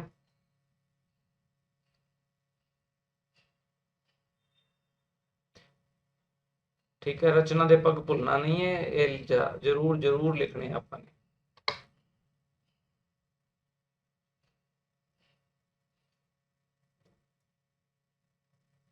अगला क्वेश्चन देखते हैं। ਕਿਸੇ ਵੀ ਧਾਤੂ ਨੂੰ ਪਿਘਲਾ ਕੇ ਕੁਝ ਹੋਰ ਬਣਾਇਆ ਜਾਂਦਾ ਹੈ। ਤਾਂ ਕੀ ਹੈਗਾ, ਗੋਲਾ ਸੀਗਾ, ਗੋਲੇ ਨੂੰ ਪਿਘਲਾ ਕੇ ਇੱਕ ਬੇਲਣ ਬਣਾਇਆ ਜਾਂਦਾ ਹੈ, ਬੇਲਣ ਦੇ ਰੂਪ ਵਿੱਚ ਟਾਲਿਆ ਜਾਂਦਾ ਹੈ। ਠੀਕ ਹੈ, ਤਾਂ ਜਦੋਂ ਇੱਕ ਧਾਤੂ ਨੂੰ ਪਿਘਲਾ ਕੇ ਦੂਸਰੀ ਇੱਕ ਧਾਤੂ ਕਹਿ ਲਓ ਜਾਂ ਕਿਸੇ ਵਸਤੂ ਨੂੰ ਪਿਘਲਾ ਕੇ ਕਿਸੇ ਦੂਸਰੀ ਵਸਤੂ ਵਿੱਚ ਤਬਦੀਲ ਕੀਤਾ ਜਾਂਦਾ ਹੈ, ਤਾਂ ਉਸ ਦਾ ਆਇਤਨ ਸਥਿਰ ਰਹਿੰਦਾ ਹੈ, ਆਇਤਨ ਓਨਾ ਹੀ ਰਹਿੰਦਾ ਹੈ, ਆਇਤਨ ਘਟਦਾ ਵੱਧਦਾ ਨਹੀਂ ਹੈ। ਸ਼ੇਪ ਬਦਲਣ ਨਾਲ ਆਇਤਨ ਘਟਦਾ ਵੱਧਦਾ ਨਹੀਂ ਹੈ। ਕੀ ਕਿਹਾ ਮੈਂ, ਕਿਸੇ ਇੱਕ ਵਸਤੂ ਨੂੰ, ਜਿਵੇਂ ਮੰਨ ਲਓ ਤੁਹਾਡੇ ਕੋਲੇ ਕਿੰਨਾ ਸੀਗਾ, ਦੇਖ ਲਓ ਇਹਨੂੰ ਦੇਖ ਲਓ, ਇੱਕ ਗੋਲਾ ਹੈਗਾ, ਗੋਲਾ ਜਿਹੜਾ ਬੋਲ ਦੀ ਤਰ੍ਹਾਂ ਹੁੰਦਾ ਹੈ। ਠੀਕ ਹੈ, ਸਰਕਲ ਨਹੀਂ ਹੈ ਇਹ। ਠੀਕ ਹੈ, ਸਰਕਲ ਤੋਂ ਵੱਖ ਹੈਗਾ। ਤਾਂ ਗੋਲੇ ਦਾ ਅਰਧ ਵਿਆਸ ਜਿਹੜਾ ਹੈ ਉਹ 4.2 ਸੈਂਟੀਮੀਟਰ ਹੈਗਾ, 4.2 ਸੈਂਟੀਮੀਟਰ ਹੈਗਾ। ਇਸ ਨੂੰ ਪਿਘਲਾ ਕੇ 6 ਸੈਂਟੀਮੀਟਰ ਅਰਧ ਵਿਆਸ ਵਾਲੇ ਇੱਕ ਵੇਲਣ ਦਾ ਰੂਪ ਦਿੱਤਾ ਗਿਆ ਹੈ। ਠੀਕ ਹੈ, ਆਹ ਵਾਲਾ ਵੇਲਣ ਬਣਾ ਦਿੱਤਾ ਜੀ ਇਸ ਨੂੰ। ਠੀਕ ਹੈ, ਇਸ ਨੂੰ ਵੇਲਣ ਬਣਾਇਆ ਗਿਆ ਹੈ। 6 ਸੈਂਟੀਮੀਟਰ ਇਸ ਦਾ ਅਰਧ ਵਿਆਸ ਹੈ। 4.2 ਦਾ ਗੋਲਾ ਸੀਗਾ ਸੈਂਟੀਮੀਟਰ ਦਾ, ਤੇ ਇਸ ਤੋਂ 6 ਸੈਂਟੀਮੀਟਰ ਦਾ ਅਰਧ ਵਿਆਸ। ਠੀਕ ਹੈ, ਅਰਧ ਵਿਆਸ ਦਾ ਇੱਕ ਵੇਲਣ ਬਣਾਇਆ ਗਿਆ। ਠੀਕ ਹੈ, ਇਸ ਤੋਂ ਆ ਬਣਾਇਆ ਗਿਆ। ਹੁਣ ਕੀ ਕਰਨਾ ਹੈ, ਵੇਲਣ ਦੀ ਉਚਾਈ ਪਤਾ ਕਰਨੀ ਹੈ। ਵੇਲਣ ਕਿੰਨਾ ਉੱਚਾ ਹੋਵੇਗਾ, ਆਹ ਵਾਲਾ H ਪਤਾ ਕਰਨਾ ਹੈ। ਵੇਲਣ ਦੀ ਉਚਾਈ ਕੀ ਹੋਵੇਗੀ। ਤਾਂ ਦੋਨਾਂ ਦੇ ਮੈਂ ਤੁਹਾਨੂੰ ਦੱਸਿਆ ਕਿ ਆਇਤਨ ਬਰਾਬਰ ਹੁੰਦੇ ਆ। ਤਾਂ ਪਹਿਲੇ ਤਾਂ ਇਹਨਾਂ ਦੇ ਆਇਤਨ ਦੇ ਸੂਤਰ ਪਤਾ ਹੋਣੇ ਚਾਹੀਦੇ ਕਿ ਇਹਨਾਂ ਦੇ ਆਇਤਨ ਆਪਾਂ ਕਿਵੇਂ ਪਤਾ ਕਰਦੇ ਹਾਂ। ਤਾਂ ਗੋਲੇ ਦਾ ਆਇਤਨ ਜਿਹੜਾ ਉਹ ਹੁੰਦਾ ਹੈ 4/3 ਪਾਈ r ਘਣ। ਠੀਕ ਹੈ, ਇਹ ਤੁਸੀਂ ਸੂਤਰ ਨੋਟ ਰੱਖਣਾ ਹੈਗਾ। ਕਾਹਦਾ ਆਇਤਨ ਹੈ, ਗੋਲੇ ਦਾ ਆਇਤਨ ਹੈ। ਗੋਲਾ ਕਿਸ ਤਰ੍ਹਾਂ ਦਾ ਹੁੰਦਾ ਹੈ, ਚੱਕਰਾਕਾਰ ਹੁੰਦਾ ਹੈ? ਨਹੀਂ, ਚੱਕਰਾਕਾਰ ਨਹੀਂ ਹੁੰਦਾ। ਠੀਕ ਹੈ, ਤਾਂ ਕਿਸ ਤਰ੍ਹਾਂ ਦਾ ਹੁੰਦਾ ਹੈ, ਬੋਲ ਦੀ ਤਰ੍ਹਾਂ ਹੁੰਦਾ ਹੈ, ਜਿਵੇਂ ਫੁੱਟਬਾਲ ਹੈਗੀ ਹੈ, ਹੋਰ ਕੋਈ ਵੀ ਕਿਸੇ ਵੀ ਤਰ੍ਹਾਂ ਦੀ ਬੋਲ ਹੈਗੀ ਹੈ। ਠੀਕ ਹੈ, ਤਾਂ ਇਸ ਤਰ੍ਹਾਂ ਦੇ ਜਿਹੜੀ ਆਕ੍ਰਿਤੀਆਂ ਨੇ, ਵਸਤੂਆਂ ਨੇ, ਅਸਲ 'ਚ ਠੋਸ ਵਸਤੂ ਹੁੰਦੀ ਹੈ। ਠੀਕ ਹੈ, ਤਾਂ ਇਹਨਾਂ ਨੂੰ ਆਪਾਂ ਗੋਲਾ ਕਹਿੰਦੇ ਆ ਜਾਂ ਗੋਲਾਕਾਰ ਕਹਿੰਦੇ ਆ।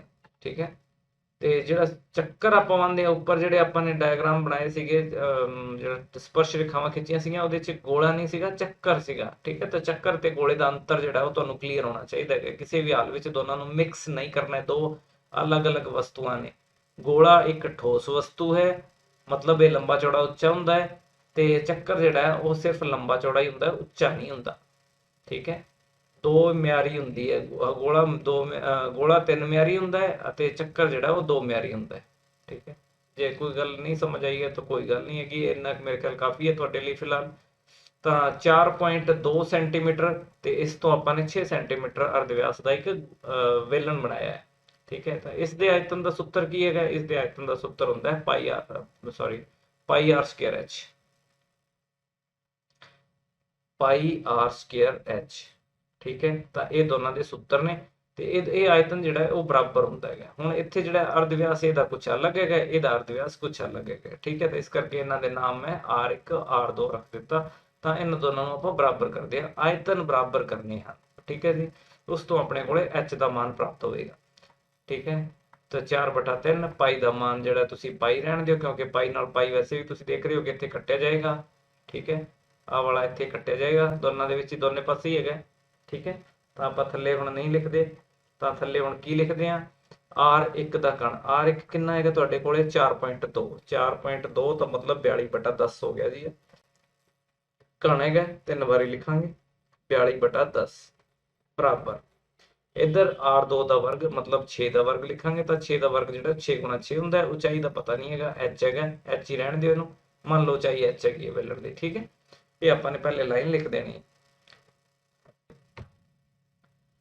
ਇਸ ਤੋਂ ਅੱਗੇ ਜਿਹੜਾ ਆਪਾਂ ਇਸ ਨੂੰ ਹੱਲ ਕਰਦੇ ਹਾਂ ਤਾਂ ਤੁਸੀਂ ਦੇਖੋ ਕਿ ਇਸ ਨੂੰ ਕਿਵੇਂ ਕਰ ਸਕਦੇ ਹਾਂ। ਤਾਂ 6 7 42, ਠੀਕ ਹੈ, 6 7 42 ਤੇ ਇੱਧਰ ਕੱਲਾ h ਰਹਿ ਗਿਆ ਤੁਹਾਡੇ ਕੋਲ, ਠੀਕ ਹੈ।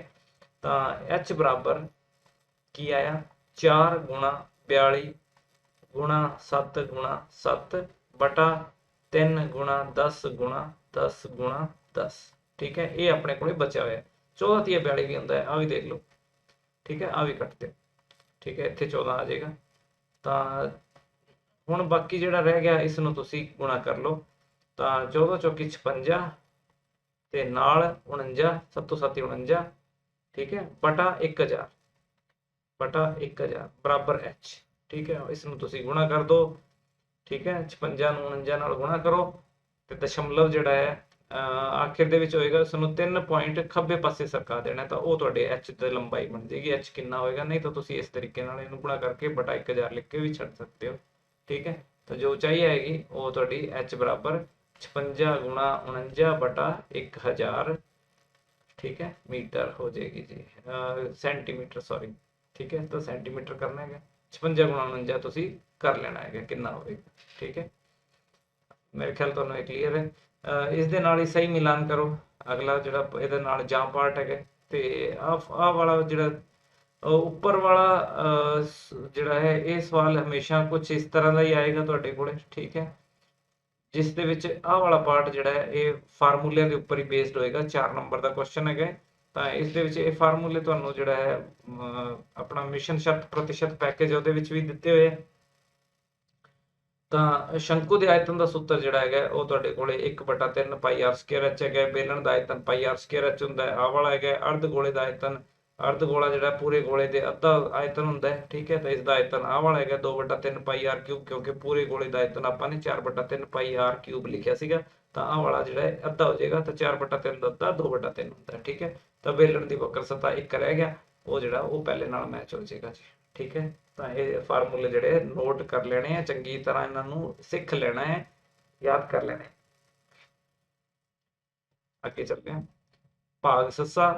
ਤਾਂ ਇਸ ਦੇ ਵਿੱਚ ਜਿਹੜਾ ਹੈ ਸਿੱਧ ਕਰੋ ਕਿ ਇੱਕ ਸਮਕੋਣ ਤ੍ਰਿਭੁਜ ਵਿੱਚ ਕਰਨ ਦਾ ਵਰਗ ਬਾਕੀ ਦੀਆਂ ਦੋ ਭੁਜਾਵਾਂ ਦੇ ਵਰਗਾਂ ਦੇ ਜੋੜ ਦੇ ਬਰਾਬਰ ਹੁੰਦਾ ਹੈ। ਤੇ ਦੂਸਰਾ ਹੈਗਾ ਸਿੱਧ ਕਰੋ, ਤੁਹਾਨੂੰ ਇਹ ਜਿਹੜਾ ਹੈ ਇੱਕ ਇਹਦੇ ਲਈ ਜਿਹੜਾ ਹੈ 3 ਥਿਓਰਮ ਨੇ, ਇਹਨਾਂ 3 ਥਿਓਰਮਾਂ ਨੂੰ ਮੈਂ ਕਿਸੇ ਹੋਰ ਲੈਕਚਰ ਦੇ ਵਿੱਚ ਜਿਹੜਾ ਉਹ ਕਰਨਾ ਚਾਹਾਂਗਾ। ਤਾਂ ਅੱਜ ਦੇ ਲੈਕਚਰ ਨੂੰ ਵਿਰਾਮ ਦਿੰਦੇ ਹਾਂ ਆਪਾਂ, ਕਿਉਂਕਿ ਪਹਿਲਾਂ ਹੀ ਬਹੁਤ ਸਮਾਂ ਹੋ ਚੁੱਕਿਆ। ਤਾਂ ਤੁਸੀਂ ਜਿਹੜਾ ਹੈ ਹੁਣ ਤੱਕ ਕਰਵਾਇਆ ਹੈ ਉਸ ਨੂੰ ਧਿਆਨ ਨਾਲ ਆਪਣਾ ਕਰ ਲੈਣਾ ਹੈਗਾ। ਤੇ ਅੱਜ ਦਾ ਲੈਕਚਰ ਜਿਹੜਾ ਹੈ ਉਹ ਆਪਾਂ ਬੰਦ ਕਰਾਂਗੇ। ਤਾਂ ਬਹੁਤ ਬਹੁਤ ਧੰਨਵਾਦ ਤੁਹਾਡਾ, ਜਿਹੜਾ ਤੁਸੀਂ ਇਹਨੂੰ ਧਿਆਨ ਨਾਲ ਲੈਕਚਰ ਨੂੰ ਸੁਣਿਆ, ਠੀਕ ਹੈ।